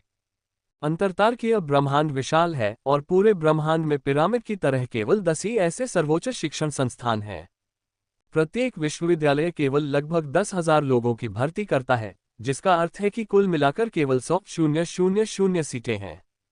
हालांकि यह संख्या बहुत अधिक लगती है, लेकिन ये पूरे अंतरतारकीय मानव आबादी में दसियों खरब परीक्षार्थियों में से अंतिम विजेताओं के लिए है। संभावना 100 अरब में एक है, अत्यंत कम, और इसके लिए चयन के कई दौर आवश्यक हैं। मूल्यांकन का पहला दौर पृथ्वी पर है। मूल्यांकन का दूसरा दौर पूरे सौर मंडल में एक स्क्रीनिंग है। केवल अंतिम विजेता ही तारामंडल छोड़कर विशाल अंतरतारकीय ब्रह्मांड में प्रवेश कर सकते हैं और विभिन्न प्रतिस्पर्धियों के साथ प्रतिस्पर्धा कर सकते हैं। अंतिम स्थानों के लिए अंतरतारकीय मानव प्रतिभाएं। उनकी आवाज गहरी और दमदार थी, जो स्पष्ट रूप से गूंजती थी और भीड़ के दिलों को छू जाती थी। एक एक करके विद्यार्थियों के चेहरे से मुस्कान गायब हो गई और वे बेहद गंभीर हो गए। चाहे उन्हें पृथ्वी पर प्रतिभाशाली माना जाता हो, पूरे सौर मंडल में या यहाँ तक कि अंतरतारकीय क्षेत्र में भी वे कुछ भी नहीं थे। हमेशा एक ऊंचा पर्वत होता है। अंतरिक्षीय ब्रह्मांड बहुत विशाल है। जब तक आप उनसे नहीं मिलेंगे तब तक आप कल्पना भी नहीं कर पाएंगे कि आपके विरोधी कितने शक्तिशाली हैं। हालांकि वीर ने अपनी मुठ्ठियां भींच लीं और उसकी आंखों में एक उग्र चमक दिखाई दी। कॉस्मिक यूनिवर्सिटी का मूल्यांकन, वास्तव में उसमें बहुत सारी पेचीदगियां थीं। ये व्यावहारिक रूप से पूरे ब्रह्मांड में फैला एक उत्सव था, जहां अंतरतारकीय क्षेत्र के हर कोने से युवा पीढ़ी के प्रतिभाशाली लोग एकत्रित होते। कितना भव्य अवसर होता! इसके बारे में सोचते ही वह उत्साहित हो गया। पृथ्वी पर आपकी पहली परीक्षा मेरे अधीनस्थों से व्यक्तिगत रूप से युद्ध करना है। मेरे प्रत्येक अधीनस्थ असाधारण रूप से शक्तिशाली और युद्ध में निपुण योद्धा हैं, और उनकी साधना का स्तर अंतरतारकीय साधक के समान है, जिनकी जीवन शक्ति कम से कम 70 है। वे आपके प्रतिद्वंद्वी हैं। केवल उन्हें हराकर ही आप ये सिद्ध कर सकते हैं कि आपकी शक्ति आपको ब्रह्मांडीय विश्वविद्यालय में प्रवेश के योग्य बनाती है और पहली परीक्षा उत्तीर्ण कराती है। अन्यथा आप साधारण हैं। यदि आप मेरे अधीनस्थों को भी नहीं हरा सकते तो आप अंतरतारकीय क्षेत्र में जाकर स्वर्ग के उन विशेष बच्चों से कैसे मुकाबला कर सकते हैं? कई परीक्षार्थी भयभीत नजर आ रहे थे। अंतरिक्षीय योद्धाओं की जीवन शक्ति 70 या उससे अधिक होती है। ये योद्धा स्पष्ट रूप से असाधारण दिखते थे क्योंकि उन्होंने युद्ध क्षेत्र में भीषण नरसंहार झेला था और उनकी युद्ध क्षमता आम लोगों से कहीं अधिक थी। वे महज छात्र थे और इन युद्ध अनुभवी योद्धाओं से लड़ना उनके लिए एक चुनौती थी, और लड़ाई शुरू होने से पहले ही उनमें से प्रत्येक अनिश्चित महसूस कर रहा था क्योंकि उन्होंने अपने साहस के 3 अंक खो दिए थे। वीर भीड़ में घुल-मिल गया, अपनी पहचान छुपाते हुए खुद को प्रकट नहीं कर रहा था, बल्कि चुपके से अपनी आंखों से इन अंतरतारकीय योद्धाओं का अवलोकन कर रहा था। उसने उन्हें एक एक करके वर्दी पहने देखा। उनके कद लंबे और पतले थे, मांसपेशियां सुगठित और शक्तिशाली थीं, लचीली लेकिन दुर्जेय विस्फोटक शक्ति से परिपूर्ण थीं और सूक्ष्म रूप से एक भयंकर आभा बिखेर रही थीं। स्पष्ट था कि उनसे हल्के में नहीं लिया जा सकता था। इन योद्धाओं ने अनगिनत लड़ाइयां लड़ी थीं, उनकी असली ताकत क्या थी? वह एक ही परीक्षण में जान जाएगा। वह उत्सुकता की भावना को महसूस करने से खुद को रोक नहीं सका। परीक्षार्थी दहशत की स्थिति में थे, लेकिन जनरल ने दृढ़ निश्चय दिखाते हुए उन्हें प्रतिक्रिया देने का समय नहीं दिया और गहरी आवाज में बात की। उसकी निगाहें इतनी तीखी थी कि हर कोई उसे देखने के लिए मजबूर हो जाता था और किसी की भी बोलने की हिम्मत नहीं होती थी। ये कॉस्मिक यूनिवर्सिटी के पंजीकरण मूल्यांकन का पहला दौर है। तो अब कौन सहमत है, कौन आपत्ति करता है? अध्याय 186, युद्ध में सब जायज है। किसी ने आपत्ति नहीं जताई। जनरल के शब्द शांत प्रतीत होते थे, फिर भी वे बेहद दबंग और अचूक स्वर से भरे हुए थे। इतना मूर्ख कौन होगा जो खुद मुसीबत मोल लेना चाहेगा? जनरल के दबंग रवैये को देखते हुए आपत्ति जताने वाले किसी भी व्यक्ति को बाहर निकाल दिया जाएगा और कॉस्मिक यूनिवर्सिटी में दाखिले की वह बहुमूल्य जगह खो जाएगी। जनरल ने सबका जायजा लिया, सिर हिलाया और चौड़ी मुस्कान के साथ कहा, तो अब मूल्यांकन शुरू होता है। जवानों, एक एक करके अंदर आओ, मेरे अधीनस्थ पहले से ही बेचैन हैं। एक जोरदार आवाज के साथ विभिन्न स्कूलों के उम्मीदवार व्यवस्थित तरीके से कल्टीवेशन एसोसिएशन में प्रवेश कर गए। वीर ने अर्थ मिडिल स्कूल के प्रिंसिपल की ओर सिर हिलाया और भीड़ के साथ कल्टीवेशन एसोसिएशन में प्रवेश कर गया। प्रकाश मस्तिष्क के मार्गदर्शन में वह एक बंद विशाल कमरे में दाखिल हुआ।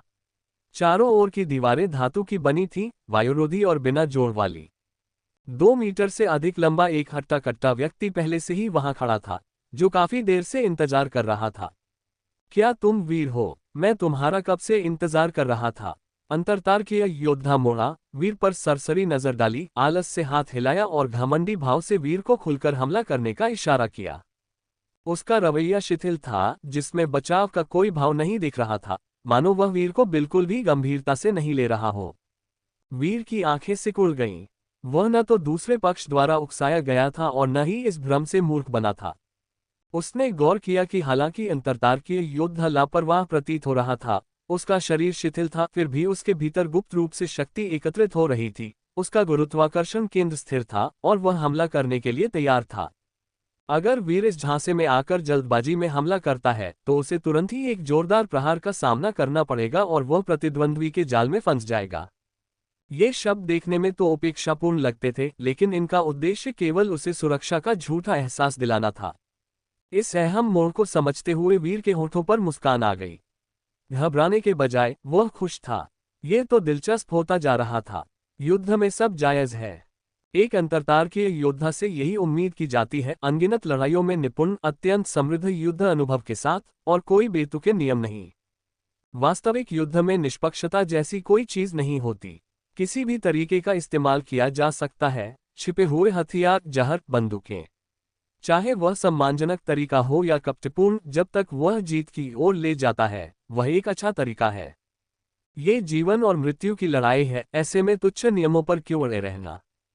पांडित्यपूर्ण, ये जानना जरूरी है कि केवल वही लोग विजयी होते हैं जो जीवित रहते हैं, और इतिहास हमेशा विजेताओं द्वारा ही लिखा जाता है। अंतरतारकीय योद्धा की आंखों में मनोरंजन और जांच पड़ताल का भाव देखकर, जो अब भी लापरवाही और ढिलाई का दिखावा कर रहा था, वीर ने ताना मारा और सीधे सीधे अपना असली रंग दिखा दिया। दिखावा मत करो, ये चाल मुझ पर नहीं चलेगी। क्या युद्ध की अग्निपरीक्षाओं से गुजरा हुआ योद्धा अपने दुश्मन को कमाकेगा? यह न केवल उसकी अपनी शक्ति का अपमान है, बल्कि दूसरों की बुद्धिमत्ता को भी पूरी तरह से कम आंकना है। वीर की बातें सुनते ही अंतरतारकीय योद्धा का चेहरा तुरंत गंभीर हो गया। उसकी आंखों में तीव्र चमक आ गई। उसकी पिछली लापरवाही का अब कोई नामोनिशान नहीं था। उसकी निगाहें वीर पर टिक गईं। प्रतिद्वंद्वी की आकृति उसकी आंखों में गहराई से अंकित हो गई और उसने गंभीर स्वर में कहा, तुम अलग हो, उन विद्यार्थियों से अलग, कोई नौसिखिया योद्धा नहीं। लगता है तुमने भी जीवन मरण के संघर्ष देखे हैं और तुम्हारा युद्ध अनुभव अत्यंत समृद्ध है। तुम्हें पता होना चाहिए कि उन विद्यार्थियों ने मुझे इस हालत में देखकर मूर्खतापूर्वक सोचा कि उन्हें मौका मिल गया है और वे तुरंत ही मारे गए। तुम अपवाद हो।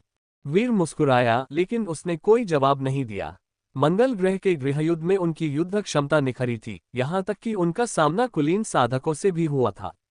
उनकी तुलना उन नाजुक फूलों से कैसे की जा सकती है? उन्होंने समझाने से इनकार कर दिया। एक प्रारंभिक मुद्रा अपनाते हुए उनकी हथेलियां यिन और यांग की तरह हिल रही थीं, जैसे दर्पण के दो पहलू जिनमें कई अप्रत्याशित परिवर्तन समाहित थे। वीर को इस हालत में देखकर अंतरतार्कीय योद्धा समझ गया कि इस छात्र से निपटना आसान नहीं होगा।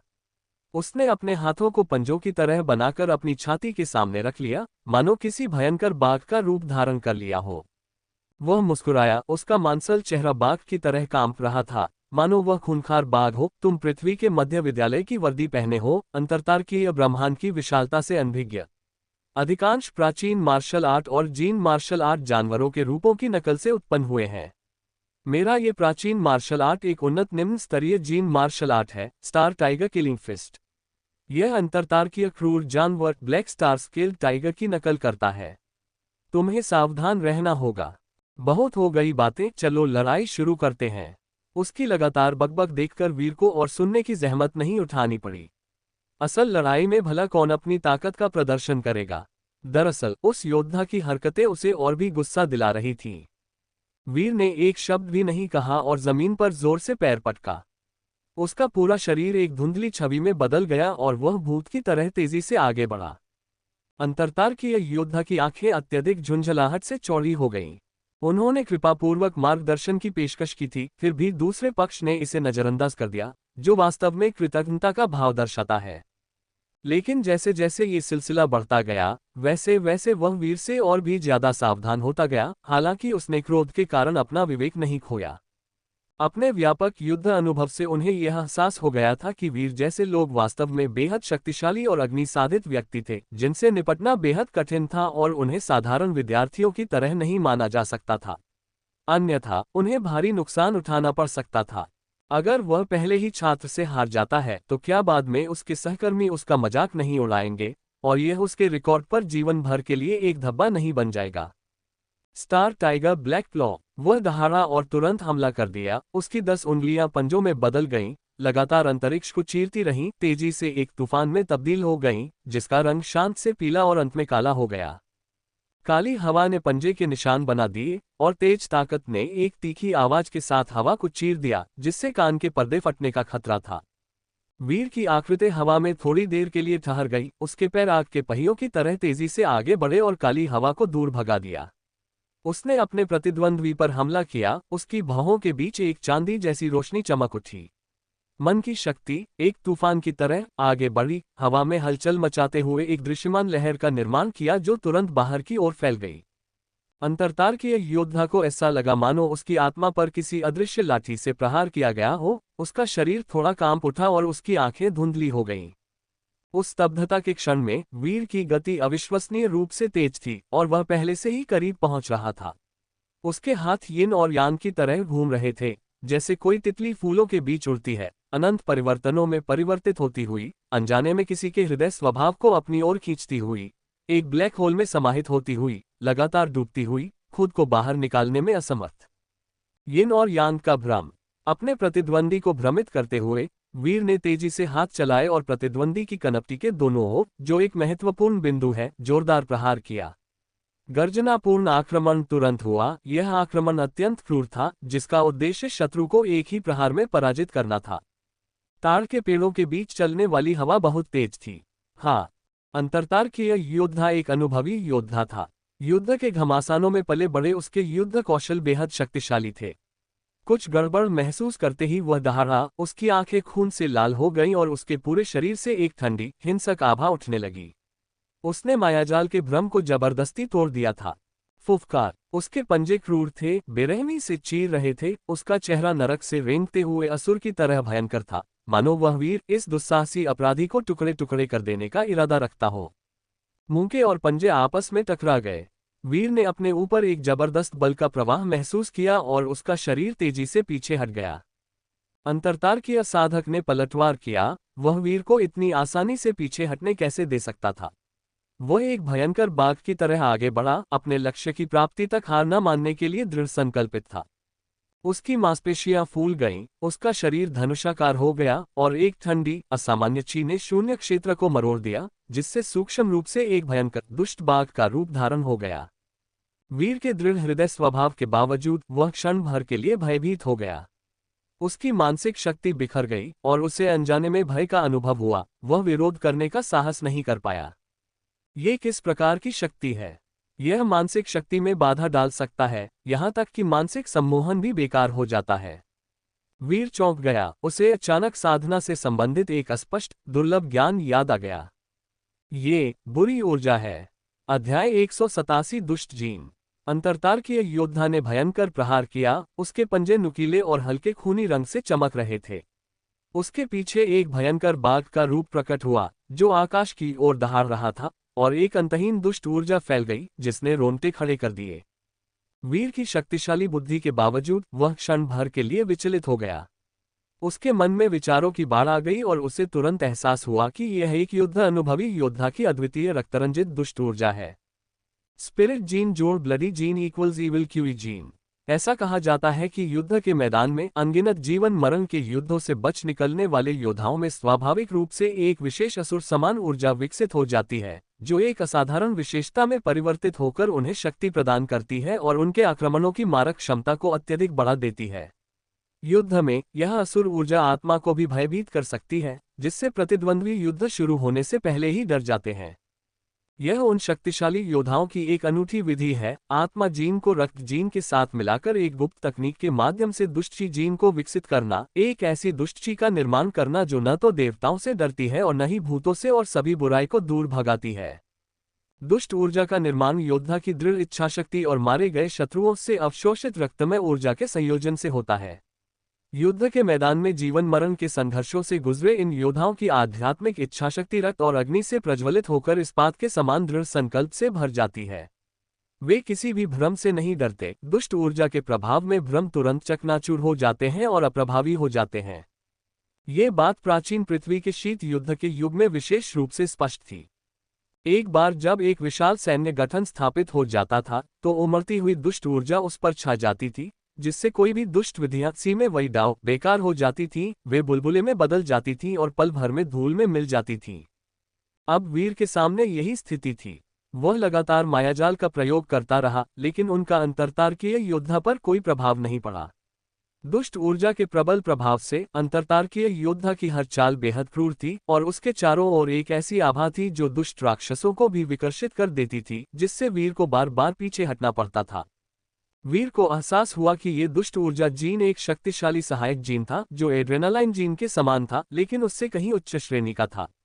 इसके बढ़ने से यह अंतरतारकीय योद्धा साक्षात असुर के समान अत्यंत उग्र और असामान्य हो गया था। इस समय छोटी मोटी चालें बेकार थीं। केवल आमने सामने की टक्कर ही विजेता का फैसला कर सकती थी। वीर ने बिना समय बर्बाद किए तुरंत अपनी चाल बदली और वज्र वशीकरण दानव मुट्ठी का प्रहार किया। उसका पूरा शरीर अविश्वसनीय रूप से कठोर हो गया, मानो कोई वज्र नश्वर जगत में अवतरित हो रहा हो, और उसने अंतरतारकीय योद्धा के साथ भयंकर युद्ध छेड़ दिया। अंतरतारकीय योद्धा के पंजे बेरहम थे, उसका शरीर एक पागल दानव की तरह हल्का खूनी रंग बिखेर रहा था। उसके भयंकर पंजों से हवा के तेज झोंके उठ रहे थे, जो हवा को चीरते हुए आगे बढ़ रहे थे। वज्र बनाम असुर, दोनों ही बहादुर और शक्तिशाली व्यक्ति थे, जो एक भयंकर टकराव में भिड़ गए। उन्होंने एक दूसरे पर मुके और लात बरसाए, बेतहाशा एक दूसरे पर भयंकर हमले किए, बचाव की परवाह किए बिना हर वार का डटकर सामना किया। टक्करें लगातार हो रही थीं, जिनकी आवाज दबी हुई गरज की तरह सुनाई दे रही थी। हर प्रहार के साथ उनके शरीर डगमगाते थे और जिस जगह पर उन्हें चोट लगती थी, ऐसा लगता था मानो किसी भारी हथौड़े से प्रहार किया गया हो। उनकी आंखें सिकुड़ गईं, दोनों को एहसास हुआ कि दूसरे ने शरीर को मजबूत करने वाले शक्तिशाली जीन को जागृत कर लिया है, जिससे उनके साथ निपटना बेहद मुश्किल हो गया है। वज्र तिपाई उठा रहा है। वीर दहाड़ा अब और संयम नहीं बरत रहा था। उसने अपने हाथ आकाश की ओर उठाए, मानो कोई क्रोधित वज्र विशाल तिपाई उठाए हो, फिर अचानक अपने मुक्कों को हथौड़ों की तरह नीचे पटका और जोरदार प्रहार किया। खूंखार बाघ तारों को निगल रहा है। इस चाल की शक्ति को भांपते हुए अंतरतारकीय योद्धा की आंखें सिकुड़ गईं। उसने अपने हाथों को एक भयंकर जानवर के विशाल मुंह का रूप धारण किया, जो आकाश की ओर चौड़ा खुल रहा था। उसकी 10 उंगलियां नुकीले दांतों की तरह मुड़ी हुई थीं, मानो असंख्य तारों को निगलकर उन्हें चूर चूर कर देने को तैयार हो। ब्लैक स्टार स्केल टाइगर कोई साधारण अंतरतारकीय क्रूर जानवर नहीं है, ये ब्रह्मांड में एक अधिपति श्रेणी का अस्तित्व है। एक वयस्क तारा बाघ अपने शावकों को जन्म देने के बाद उन्हें एक निर्जन ग्रह पर छोड़ देता है और फिर कभी उनकी देखभाल नहीं करता। शावक क्षुद्रग्रहों को खाकर जीवित रहते हैं और जैसे जैसे उनका शरीर लगातार बढ़ता जाता है, वे सिर से पैर तक मिश्र धातुओं से भी कहीं अधिक मजबूत कठोर शल्कों से ढक जाते हैं। उनका आहार भी बढ़ता जाता है, धीरे धीरे वे बड़े बड़े चंद्रमाओं को, फिर अंततः ग्रहों और यहाँ तक कि तारों को भी खाने लगते हैं। उनके शरीर में ऊर्जा अनंत काल तक संचित होती रहती है और मृत्यु के समय वे ब्रह्मांड में एक प्राकृतिक ब्लैक होल में परिवर्तित हो जाते हैं। यही कारण है कि इस बाघ का नाम ब्लैक स्टार स्केल्ड टाइगर पड़ा। ये चाल ग्रहों को निगलने वाले तारा बाघ के दैवीय सार की नकल करती थी। भले ही यह उस शक्ति का केवल 1 करोड़वां हिस्सा ही प्रतिरूपित करती हो, फिर भी यह अविश्वसनीय रूप से भयानक थी। मुंह के और पंजे आपस में टकरा गए, दोनों छूते ही अलग हो गए। 10,000 कैटी के बल के प्रहार से अंतरतारकीय साधक का हट्टा कट्टा शरीर पीछे की ओर उड़ गया और दीवार से जोर से टकराकर रुक गया, जिससे उसके पीछे एक स्पष्ट मानव आकार का निशान बन गया। वीर स्थिर खड़ा रहा, लेकिन अपने हाथों को देखते हुए भौहें चढ़ा ली। उसकी त्वचा पर खरोंच के स्पष्ट निशान थे, जिनमें हल्का सा खून दिखाई दे रहा था। वह आखिरी हमला सचमुच बेहद क्रूर था, यहां तक कि स्टोन मन की जीन द्वारा मजबूत की गई सख्त त्वचा भी लगभग फट गई थी। युद्ध में निपुण एक अंतरतारकीय योद्धा से जैसी उम्मीद की जाती है, उसके तरीके उसी रैंक के अन्य लोगों से कहीं बेहतर थे और उसके हमले निर्मम थे। कितना शक्तिशाली युवक है, उसकी ऊर्जा तो मुझसे कहीं अधिक है। इस क्षण अंतरतारकीय योद्धा ने भी वीर को घूर कर देखा, उसकी निगाहें अत्यंत गंभीर थीं। उनका युद्ध का अनुभव बेहद समृद्ध था और उन्होंने मैदान पर स्थिति का तुरंत आकलन कर लिया, लेकिन उनके मन में घबराहट का कोई अंश नहीं था। अंतरिक्षीय युद्ध क्षेत्र अत्यंत जटिल है, उसने हर तरह की परिस्थितियों का सामना किया था। वह समझता था कि वास्तविक युद्ध शक्ति और जीवन शक्ति पूरी तरह से एक समान नहीं है। जीवन शक्ति केवल आधार का प्रतिनिधित्व करती है, लेकिन वास्तव में कितनी शक्ति लगाई जा सकती है, यह व्यक्ति की युद्ध विधियों की परिष्कृतता पर निर्भर करता है। एक चाल में झटका लगने के बाद उसका चेहरा और भी उग्र हो गया। अचानक उसके हाथ बाघ के पंजों जैसे हो गए और उसका शरीर जमीन पर गिर पड़ा। उसकी पीठ की मांसपेशियां फूल गईं और उसकी त्वचा गहरे काले रंग की हो गई, मानो अलग अलग काली पपड़ियां हों, जिससे उसकी रक्षा शक्ति बहुत बढ़ गई। उसका पूरा शरीर एक मानवाकार तारा बाघ में परिवर्तित होता हुआ प्रतीत हुआ और दुष्ट ऊर्जा का प्रवाह फैल गया। Star tiger hurricane. अंतरतारकीय योद्धा ने अपने पैरों को जमीन पर जोर से पटका, फिर खुद को क्षैतिज रूप से हवा में उछाला और आगे की ओर छलांग लगाई। उसका शरीर लट्टू की तरह घूम रहा था, मांसपेशियां फड़क रही थीं, जिससे हवा के उग्र झोंके उठ रहे थे। उसका पूरा अस्तित्व एक तूफान में घिरा हुआ था, जिसकी हवा की धारें चाकू की तरह थीं, जो अपने रास्ते में आने वाली हर बाधा को चीर रही थीं। ये दृश्य कुछ ऐसा था मानो कोई तारा बाघ अंतरतारकीय अंतरिक्ष में उड़ रहा हो, स्वाभाविक रूप से तारकीय ऊर्जा को अवशोषित कर रहा हो और कणों की बाढ़ ला रहा हो। अंतरतारकीय योद्धा बाघ में परिवर्तित हो गया, जिससे हवा में कण उड़ने लगे। दुष्ट ऊर्जा एक समुद्र की तरह थी, जिसने पल भर में वीर को अपनी चपेट में ले लिया। वीर को अपने चारों ओर केवल परछाइयां ही दिखाई दे रही थीं, जो उसे भारी घेरे में लिए हुए थीं। पंजों के हमले बेहद क्रूर थे, हर बार किसी महत्वपूर्ण अंग पर निशाना साध रहा था, एक तूफानी आक्रमण जिसमें राहत का एक पल भी नहीं था। वीर अंदर ही अंदर फंसा हुआ था, खुद को छुड़ाने में असमर्थ। सहज रूप से उसने अपने हाथों से अपनी छाती के सामने वृत्त बनाए, उसकी हथेलियों के निरंतर प्रहारों ने एक एकीकृत हुनयुवान संरचना का निर्माण किया, मानो तांबे की दीवार और लोहे का किला हो, जो उसे अंदर से मजबूती से सुरक्षित रखे, अभेद्य हो और बाहर से होने वाले सभी हमलों को रोक दे। हुनवान बैनर सील। लेकिन निष्क्रिय होकर बचाव करना वीर का स्वभाव नहीं था। वह उछल पड़ा और अचानक हवा में बहुत ऊपर उड़ गया। उसके मानसिक उतार चढ़ाव दूर हो गए, जिससे हवा में ऐसे मूर्त बादल बन गए जिन्होंने उसे ऊपर उठा लिया। क्या? अंतरतारकीय योद्धा ने वीर की ओर देखा, जो बादलों और धुंध पर सवार होकर हवा में बहुत ऊंचाई पर उड़ रहा था। उसने इस युवक में उड़ने की क्षमता की उम्मीद नहीं की थी। ये तो मुसीबत की बात है। अगर वीर लगातार बचता रहा, तो उसके लिए हवा में उड़ रहे प्रतिद्वंद्वी पर हमला करना बहुत मुश्किल हो जाएगा। ये कहना जरूरी है कि उड़ने की शक्ति ने व्यक्ति को पृथ्वी की सीमाओं से मुक्त कर दिया, जिससे उसके तौर तरीकों में काफी विविधता आए, और यहाँ तक कि अंतरतारकीय योद्धा को भी यह मुश्किल लगा। लेकिन वीर केवल बचने वालों में से नहीं था। अचानक उसने अपने हाथ ऊंचे उठाए, मानो वह आकाश और पृथ्वी को थामे हुए कोई आदिम दिव्य प्राणी हो, और ऊंचाई से छलांग लगा दी। ऐसा लगा मानो पौराणिक बुझो दिव्य पर्वत गर्जना के साथ ढह गया हो, मानो नश्वर संसार को पूरी तरह से चकनाचूर कर देने का इरादा रखता हो। फैंटियन हैमर सील, उसकी मुट्ठी की शक्ति अपार थी। वो बल हवा को चीरता हुआ निरंतर और अटूट रूप से आगे बढ़ रहा था, मानो 10,000 टन समुद्री जल अंतर्तारकीय योद्धा पर दबाव डाल रहा हो, उसे निगल रहा हो और भागना असंभव बना रहा हो। इस मौके से बचना नामुमकिन था। अंतर्तारकीय योद्धा का चेहरा भय से भर गया था और उसे एक बात का गहरा एहसास हुआ। हालांकि वह बलवान था, लेकिन वीर उससे कहीं अधिक बलवान था। हमेशा कुछ लोग अधिक शक्तिशाली होते हैं और एक पहाड़ हमेशा दूसरे से ऊंचा होता है। अध्याय 188, आपसे हमेशा कोई न कोई अधिक शक्तिशाली होता है। सिर नीचे, पैर ऊपर। वीर हवा में उल्टा लटका हुआ था और तेजी से नीचे गिर रहा था। उसकी मुट्ठियां हथौड़ों की तरह थीं, मानो वह फैंटियन हैमर सील का प्रयोग कर रहा हो, पूरी दुनिया को चकनाचूर कर दे, पहाड़ों को चूर चूर कर दे और हर चीज को जबरदस्ती कुचल दे। भयंकर तेज हवा का सामना करते हुए अंतर्तारकीय योद्धा बड़ी मुश्किल से अपना सिर उठा पाया। उसका पूरा चेहरा उस बल से विकृत हो गया था और उसकी आंखें भय से भरी हुई थीं। ये कितना क्रूर प्रहार था! इससे बचने का कोई रास्ता नहीं था। यह एक कच्चा, सादा पावर क्रश था जिसमें कोई फैंसी मूव्स नहीं थे, लेकिन अपनी सादगी के कारण ही इसका बचाव करना कठिन था। यह फिल्म सादगीपूर्ण थी और अपने मूल स्वरूप में लौट आई थी। इसमें विविधता तो कम थी, लेकिन खामियां भी नहीं थीं। यह एक ईमानदार और शक्तिशाली ताकत थी। एक शक्ति 10 कौशलों पर विजय प्राप्त कर सकती थी, असंख्य परिवर्तनों को पार कर सकती थी। इससे सीधे तौर पर मुकाबला करने के अलावा कोई और रास्ता नहीं था। धिक्कार है, मुझे कम मत समझो। अंतर्तारकीय योद्धा की आंखें फटने ही वाली थीं और उसके पूरे शरीर में शक्ति लहरों की तरह उमड़ रही थी। उसकी मांसपेशियां फूल रही थीं और उसका शरीर फैल रहा था। तारा बाघ सूर्य की ओर दौड़ता है।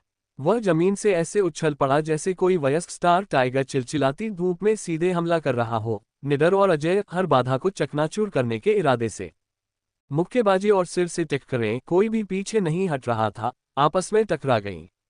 वीर का शरीर तुरंत पीछे की ओर उड़ गया। हवा में लट्टू की तरह घूमते हुए उसने सारी ताकत को खत्म कर दिया। फिर उसने अपना संतुलन फिर से बना लिया। लेकिन अंतर्तारकीय योद्धा इतना भाग्यशाली नहीं था। उसका शरीर उल्कापिंड की तरह आकाश से नीचे गिरा और जमीन पर जोर से टकराकर गहराई में धंस गया। उसने बाहर निकलने के लिए संघर्ष किया, लेकिन उसके पैरों के नीचे पहले से ही एक विशाल गड्ढा बन चुका था। इस लड़के में जीवन शक्ति भरपूर है, कम से कम 90 से ऊपर, और उसके तरीके भी कमजोर नहीं हैं। लगता है मैं अपने तुरुप के पत्ते का इस्तेमाल किए बिना जीत नहीं सकता। अंतर्तारकीय योद्धा ने स्थिति का आकलन किया। वो पूरी तरह से रक्षात्मक मुद्रा में था। अगर उसने कोई बदलाव नहीं किया तो उसकी हार निश्चित थी। उसने हार स्वीकार करने से इनकार करते हुए दांत पीस लिए और एक निश्चित निर्णय लिया।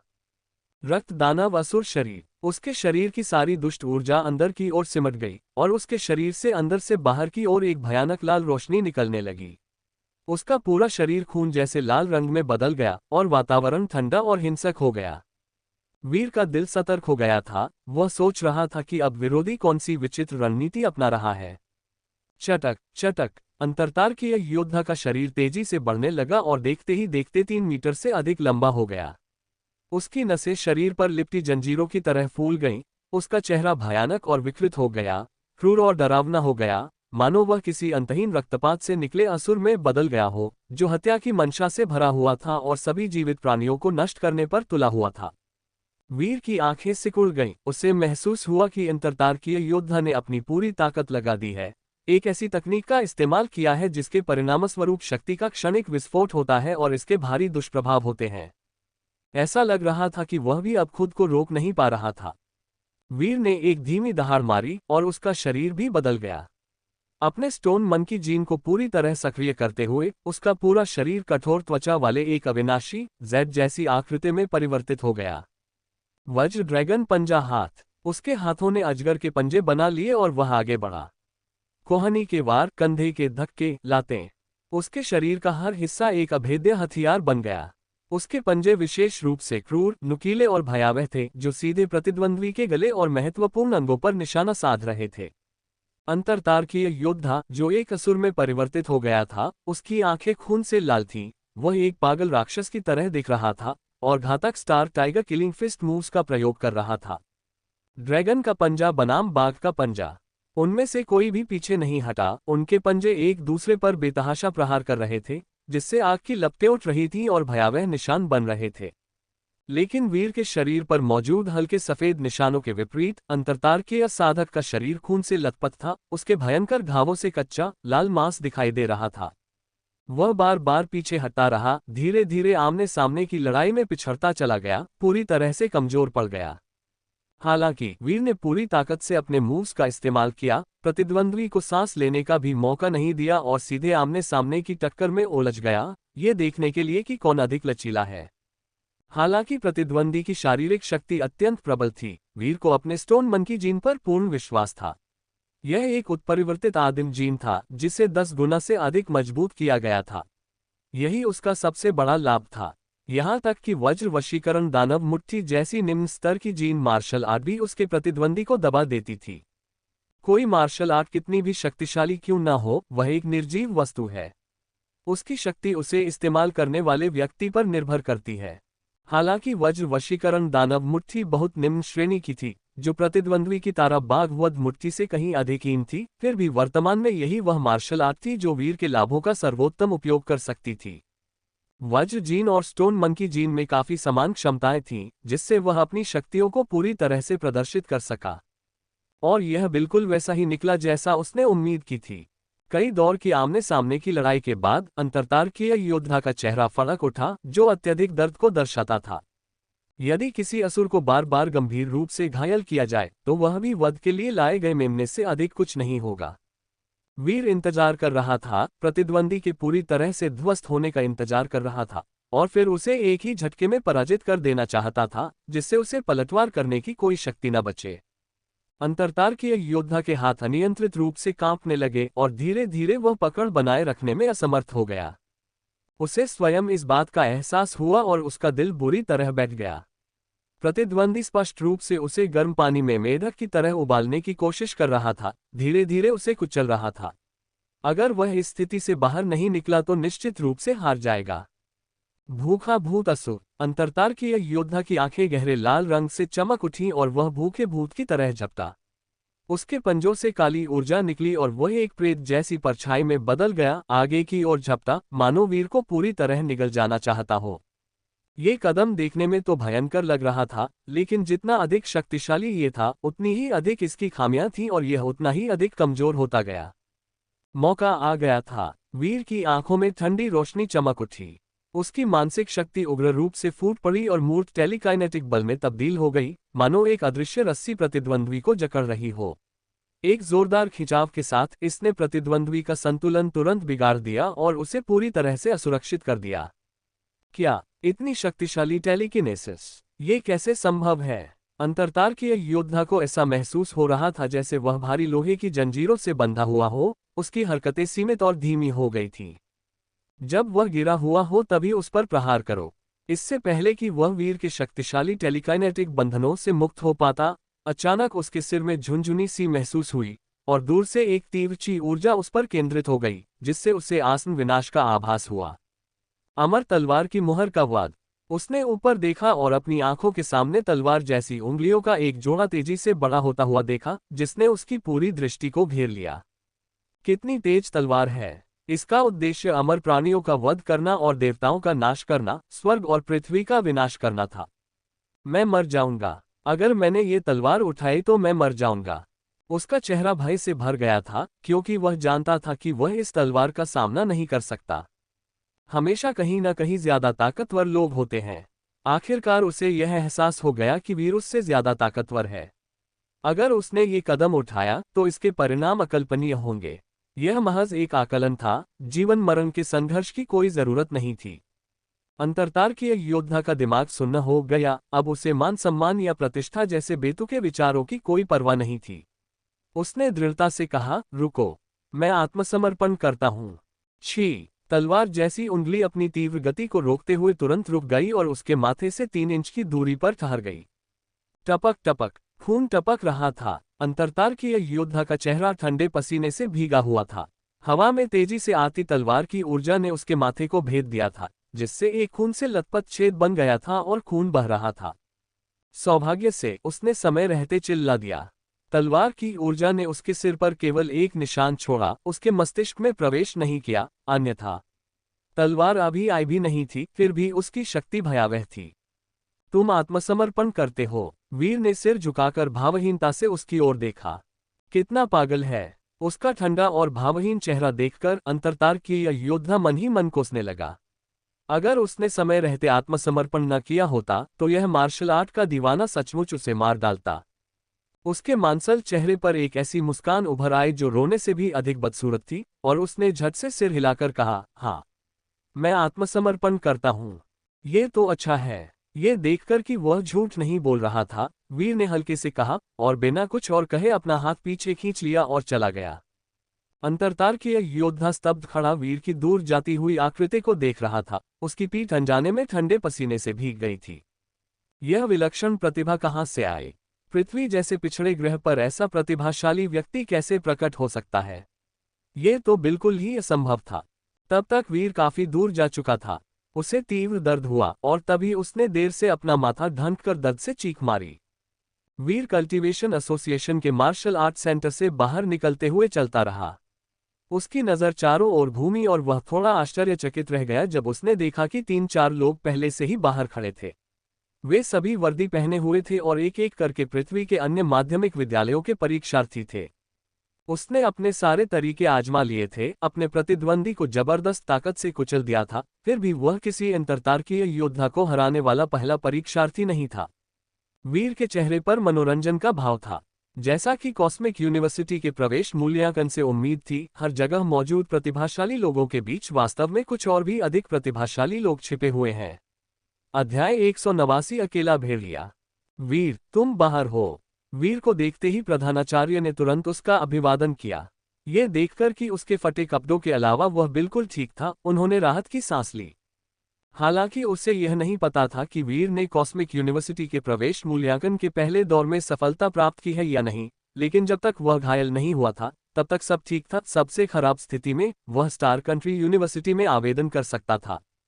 वीर अर्थ मिडिल स्कूल का अनमोल रत्न था और उसे चोट नहीं पहुंचाई जा सकती थी। उसे कॉलेज प्रवेश परीक्षा में स्कूल के लिए सम्मान अर्जित करना अभी बाकी था। प्रधानाचार्य की सच्ची चिंता देखकर और यह जानते हुए कि वे अपने स्कूल का भला चाहते हैं, वीर पूरी तरह अनजान नहीं था। उसने सिर हिलाया और शांत भाव से कहा, हाँ, मैं परीक्षा में पास हो गया। अच्छा हुआ कि तुम पास हो गए। प्रधानाचार्य मुस्कुराए और सिर हिलाया, लेकिन अगले ही पल उनकी आंखें चौड़ी हो गईं और वे घबराकर हकलाते हुए बोले, तुमने क्या कहा? तुमने कहा कि तुम परीक्षा में पास हो गए। वीर बेबस था। थोड़ा सा मजबूत होना हमेशा इतना संदेह क्यों पैदा करता है? अंततः वह पहले बहुत कमजोर साबित हुआ था और लोगों की पूर्वकल्पित धारणाओं को तोड़ना कठिन था। वह उन्हें केवल धीरे धीरे ही बदल सकता था। उसने फिर सिर हिलाकर कहा, हाँ। वीर को दोबारा इसकी पुष्टि करते देख ऐसा लग रहा था जैसे वह नाटक नहीं कर रहा हो। प्रधानाचार्य के हाथ उत्साह से कांपने लगे। ये पूरी तरह से अप्रत्याशित था। पृथ्वी के अन्य मिडिल स्कूलों के अधिकांश प्रतिभाशाली छात्र अभी भी प्रवेश मूल्यांकन में व्यस्त थे। वीर के इतनी जल्दी बाहर आने से उसे लगा कि वीर को किसी अंतरतारकीय योद्धा ने तुरंत हरा दिया है, लेकिन उसने ऐसे आश्चर्यजनक उत्तर की कभी उम्मीद नहीं की थी। अंदर जाने से लेकर बाहर निकलने तक सिर्फ 10 मिनट से थोड़ा ज्यादा समय लगा और उसने परीक्षा पास कर ली। ये वाकई बहुत डरावना था। उन अंतरतारकीय योद्धाओं ने अनगिनत लड़ाइयों में लड़कर अपना रास्ता बनाया था। उनके तरीके दुर्जेय थे, जो उनके साथियों से कहीं अधिक श्रेष्ठ थे। अधिकांश हाई स्कूल के छात्र स्वशिक्षित थे, उनमें केवल जन्मजात ऊर्जा ही थी। उनकी युद्ध क्षमता अक्सर अपनी पूरी क्षमता का केवल 70-80% ही होती थी, जिससे वे इन अंतरतारकीय योद्धाओं के सामने काफी कमजोर पड़ जाते थे। केवल सच्चे प्रतिभावान छात्र, जिन्होंने जीवन मरण के संघर्षों का अनुभव किया हो, ही सीधे मुकाबले में एक अंतरतारकीय योद्धा को हरा सकते थे। दरअसल पृथ्वी के सभी मिडिल स्कूलों से कॉस्मिक यूनिवर्सिटी में आवेदन करने वाले 10,000 से अधिक उम्मीदवारों में से अब तक केवल 4 लोग ही विजयी हुए हैं और मूल्यांकन में उत्तीर्ण हुए हैं। वीर 5वां था। वीर कितना ताकतवर था। उन्हें यह देखकर आश्चर्य हुआ कि एक स्कूल प्रिंसिपल और एक दुर्जय कल्टीवेटर एलीट होने के बावजूद वे वीर की ताकत का बिल्कुल भी अंदाजा नहीं लगा पाए। हालांकि वह वीर से एक प्रमुख स्तर ऊपर था, उसकी शक्ति मुश्किल से 100 से अधिक थी और वह एक आम नागरिक था, युद्धकला में कुशल नहीं था। शायद अब वह अपने ही शिष्य का मुकाबला नहीं कर सकता था। प्रधानाचार्य जितना अधिक इसके बारे में सोचते गए उतना ही बेचैन होते गए और मन ही मन आह भरते हुए बोले, पीछे से आने वाली लहरें आगे वाली लहरों को धकेलती हैं और आगे वाली लहरें तट पर आकर शांत हो जाती हैं। वीर ने अपना सिर हिलाया। प्रधानाचार्य के आश्चर्य की परवाह किए बिना वह चुपके से बाकी चारों को देखता रहा। उन्होंने स्वयं अंतरतारकीय योद्धाओं की शक्ति का अनुभव किया था, इसलिए जो लोग अपने विरोधियों को इतनी जल्दी हरा सकते थे वे निश्चित रूप से कमजोर नहीं थे। उसने पाया कि ये चारों अलग अलग क्षेत्रों से आए थे। सुनहरे बालों वाला एक गोरा किशोर जिसकी पीठ पर पत्थर की तलवार थी। अंतरिक्ष युग में भी ठंडे हथियार का इस्तेमाल देखकर वीर ने उत्सुकता से उसकी ओर देखा। अन्य 3 लोगों में एक दुबला पतला भारतीय और एक किशोर शामिल था, जिसका चेहरा रंग बिरंगे पैटर्न से भरा हुआ था और जिसकी उत्पत्ति अज्ञात थी। और फिर वहां एक जापानी व्यक्ति था, जो सिर से पैर तक काले कपड़ों में लिपटा हुआ था, जिसकी आंखें भयावह और जहरीली थीं। वह वीर को एक विषैले सांप की तरह घूर रहा था, बुरी मंशा से भरा हुआ। जब वह दूसरों को देख रहा था तब दूसरे भी उसे देख रहे थे। उन चारों ने एक दूसरे से खतरे को भांप लिया और उनकी निगाहें काफी गंभीर थीं। वीर ने मन ही मन सिर हिलाया। इन चारों में जबरदस्त ऊर्जा और प्रभावशाली कार्यप्रणाली थी, उनमें से कोई भी उससे कमतर नहीं था। भले ही पृथ्वी लंबे समय से पतन की ओर अग्रसर थी, लेकिन 20 अरब की आबादी के साथ कुछ विलक्षण प्रतिभाओं और प्रतिभावान व्यक्तियों का जन्म होना स्वाभाविक था। वह किसी को भी केवल कुछ संयोगवश मुलाकातों के आधार पर कम नहीं आंक सकता था। वीर ने अपना नजरिया बदल लिया। समय धीरे धीरे बीतता गया और अधिक से अधिक लोग बाहर आने लगे। उनमें से अधिकांश घावों से भरे हुए थे और निराश दिख रहे थे। ये स्पष्ट रूप से असफल लोग थे। कुछ ही लोग हौंफते हुए भी अपना सिर ऊंचा रखे हुए थे, उनके चेहरे अहंकार से भरे हुए थे। ज्यादा सोचने की जरूरत के बिना ये वे उम्मीदवार थे जिन्होंने अंतरतारकीय योद्धाओं को हराया था और मूल्यांकन पास कर लिया था, और अब भी उनमें भयंकर वीरता की आभा झलक रही थी। कॉस्मिक यूनिवर्सिटी में दाखिले के लिए आयोजित पहले दौर के मूल्यांकन में पृथ्वी भर से भाग लेने वाले 10,000 उम्मीदवारों में से वास्तव में 100 से भी कम उम्मीदवार बचे। 100 में से एक से भी कम। एक के बाद एक असफल प्रतिभागी बाहर निकलते गए और कल्टीवेशन एसोसिएशन के बाहर का मुख्य हॉल सुनसान होता चला गया। परीक्षा में सफल हुए प्रतिभागी उत्सुकतापूर्वक आपस में चर्चा करने लगे। पृथ्वी पर मूल्यांकन के इस पहले दौर को सफलतापूर्वक पूरा करने के बाद अगला चरण पूरे सौरमंडल को कवर करने वाला मूल्यांकन था। एक पूरे तारामंडल से आए प्रतिभाशाली लोगों के एकत्र होने से प्रतियोगिता और भी तीव्र होगी। एकजुट होकर और एक दूसरे का समर्थन करके ही वे आगामी परीक्षा में सफलता प्राप्त कर सकते हैं। केवल वीर और कुछ अन्य लोग ही अकेले खड़े थे, एक ऐसी आभा बिखेरते हुए जो लोगों को उनसे दूर रखती थी, बाकी लोगों से अलग थलग अकेले भेड़ियों की तरह। वीर, तुम बिल्कुल अकेले हो। दूसरों से दोस्ती क्यों नहीं कर लेते? अगर तुम एक दूसरे की मदद करोगे तो अगली परीक्षा कितनी आसान हो जाएगी, है ना? प्रधानाचार्य ने उसकी पहल की कमी देखी और उसके लिए चिंतित हो गए। आसान? वीर ने बस हल्की सी मुस्कान दी, मानो वह प्रभावित न हुआ हो। चूंकि वह कॉस्मिक यूनिवर्सिटी में आवेदन कर रहा था, तो क्या उसे अभी उम्मीद थी कि यह आसान होगा? अंतरतारकीय ब्रह्मांड में मौजूद खरबों लोगों में से 10 ब्रह्मांडीय विश्वविद्यालयों ने केवल 10,000 लोगों को ही दाखिला दिया था।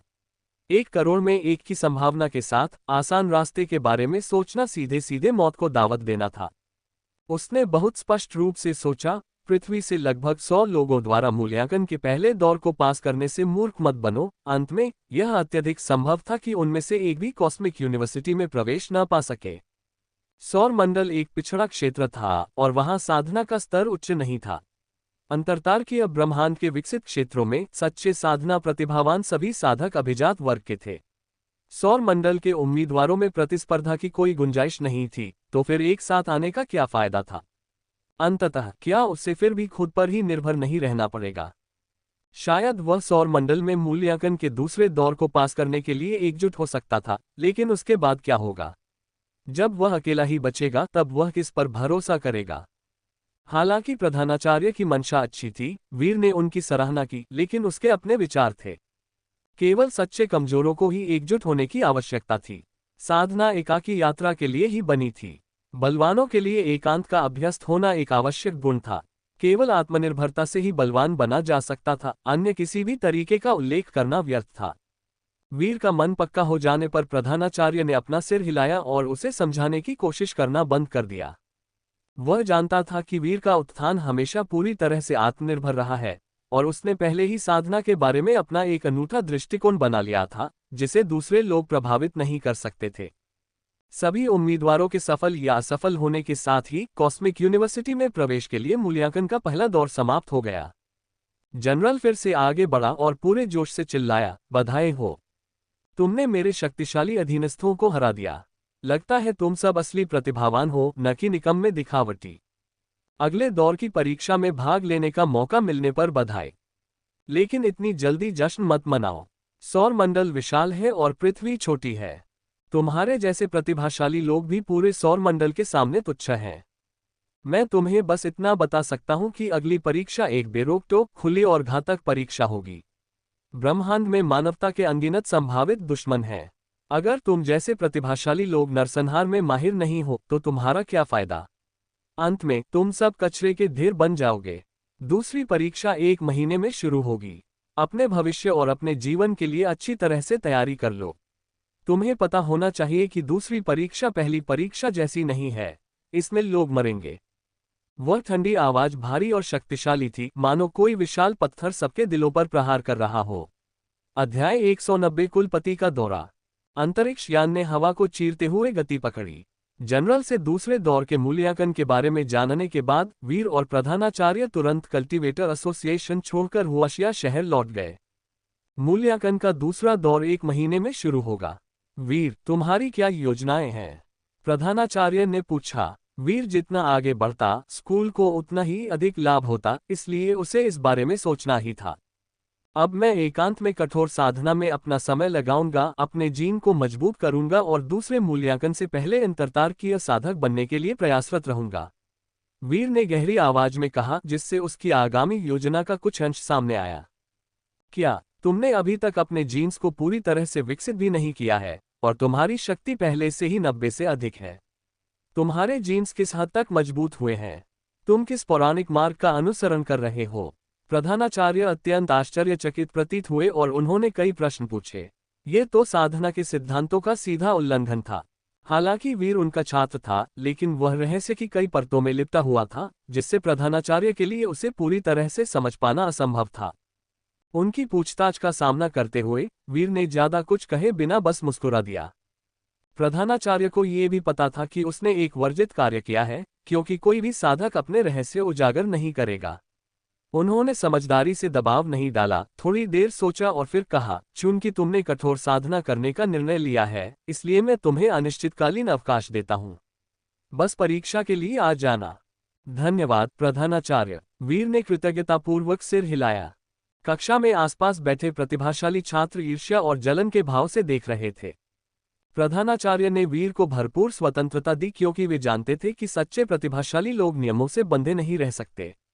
उन्हें स्वतंत्रता देकर ही वे अपने मार्ग पर और आगे बढ़ सकते थे। वीर यही तो चाहता था। दोनों के बीच समझौता होने के बाद अंतरिक्ष यान हुआशिया शहर पहुंचा और वीर अकेले ही वहां से चला गया। इसके बाद वह दूसरे मूल्यांकन की तैयारी के लिए एकांत में कठोर साधना में प्रवेश करेगा। जब तक वह अपने माइंड जीन को पूरी तरह से विकसित कर लेता, तब तक उसके पास कल्टीवेटर एलीट बनने का मौका रहेगा। दूसरे दौर को पार करने और आगे बढ़ने के लिए साधना में एक बड़ी सफलता हासिल करना अनिवार्य था। अन्यथा अपनी वर्तमान साधना के साथ उन्हें सौर मंडल में युवा पीढ़ी के बीच शीर्ष स्तर का माना जा सकता है, लेकिन यह अंतरतार्कीय के अद्वितीय प्रतिभाओं से मुकाबला करने के लिए पर्याप्त नहीं होगा। घर लौटने पर वह अपने माता पिता को एकांत साधना के लिए जाने की अपनी योजना के बारे में बताने ही वाला था, लेकिन अचानक उसने घर पर एक परिचित व्यक्ति को देखा, जिसके साथ उसके माता पिता कुछ संकोच के साथ मौजूद थे। वह फैंग परिवार का मुखिया था। ये तो कोई बड़ा आदमी था। बिना किसी वजह के मेरे घर क्यों आएगा? वीर का दिल घबरा गया। बिना आग के धुआं नहीं होता। कुल प्रमुख का अचानक आना शायद अच्छा संकेत नहीं है, लेकिन अब वह किसी भी परिस्थिति को संभालने के लिए पर्याप्त आत्मविश्वास से भरा हुआ था और किसी भी चीज से नहीं डरता था। पापा, मम्मी, मैं घर आ गया। वीर शांत भाव से अंदर आया और उन सबको नमस्कार किया। जब कबीले के मुखिया ने वीर को प्रकट होते देखा तो उनकी आंखें तुरंत चमक उठी और वे आगे बढ़े। वीर, बधाई हो। तुमने कॉस्मिक यूनिवर्सिटी के प्रवेश मूल्यांकन का पहला चरण सफलतापूर्वक पास कर लिया है। खबर बहुत तेजी से फैलती है, लेकिन ये सही है। जब उसने परीक्षा पास की तो उसने कियांश और जगदीश को देखा, इसलिए ये स्पष्ट है कि उन्होंने भी कॉस्मिक यूनिवर्सिटी में आवेदन किया था। वीर ने अपनी भौहें चढ़ाते हुए न तो गर्मजोशी से और न ही ठंडे लहजे में कहा, कुल प्रमुख, आप तो बड़े दयालु हैं। मैंने तो अभी मूल्यांकन का सिर्फ एक दौर ही पास किया है। इसमें खुश होने की क्या बात है? अभी दूसरा दौर बाकी है। जी हाँ, मैं तो मूल्यांकन के दूसरे दौर के लिए ही आया हूँ।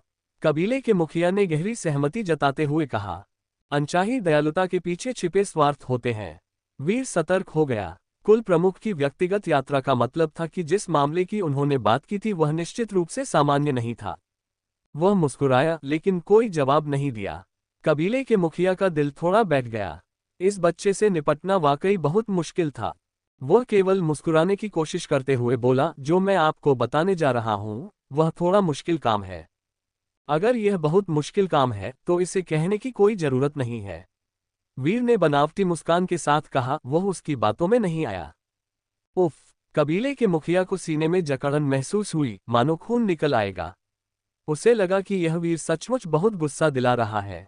उन्होंने ये भी देखा कि वीर का व्यक्तित्व निडर था और वह अब कुछ भी नहीं छुपाता था।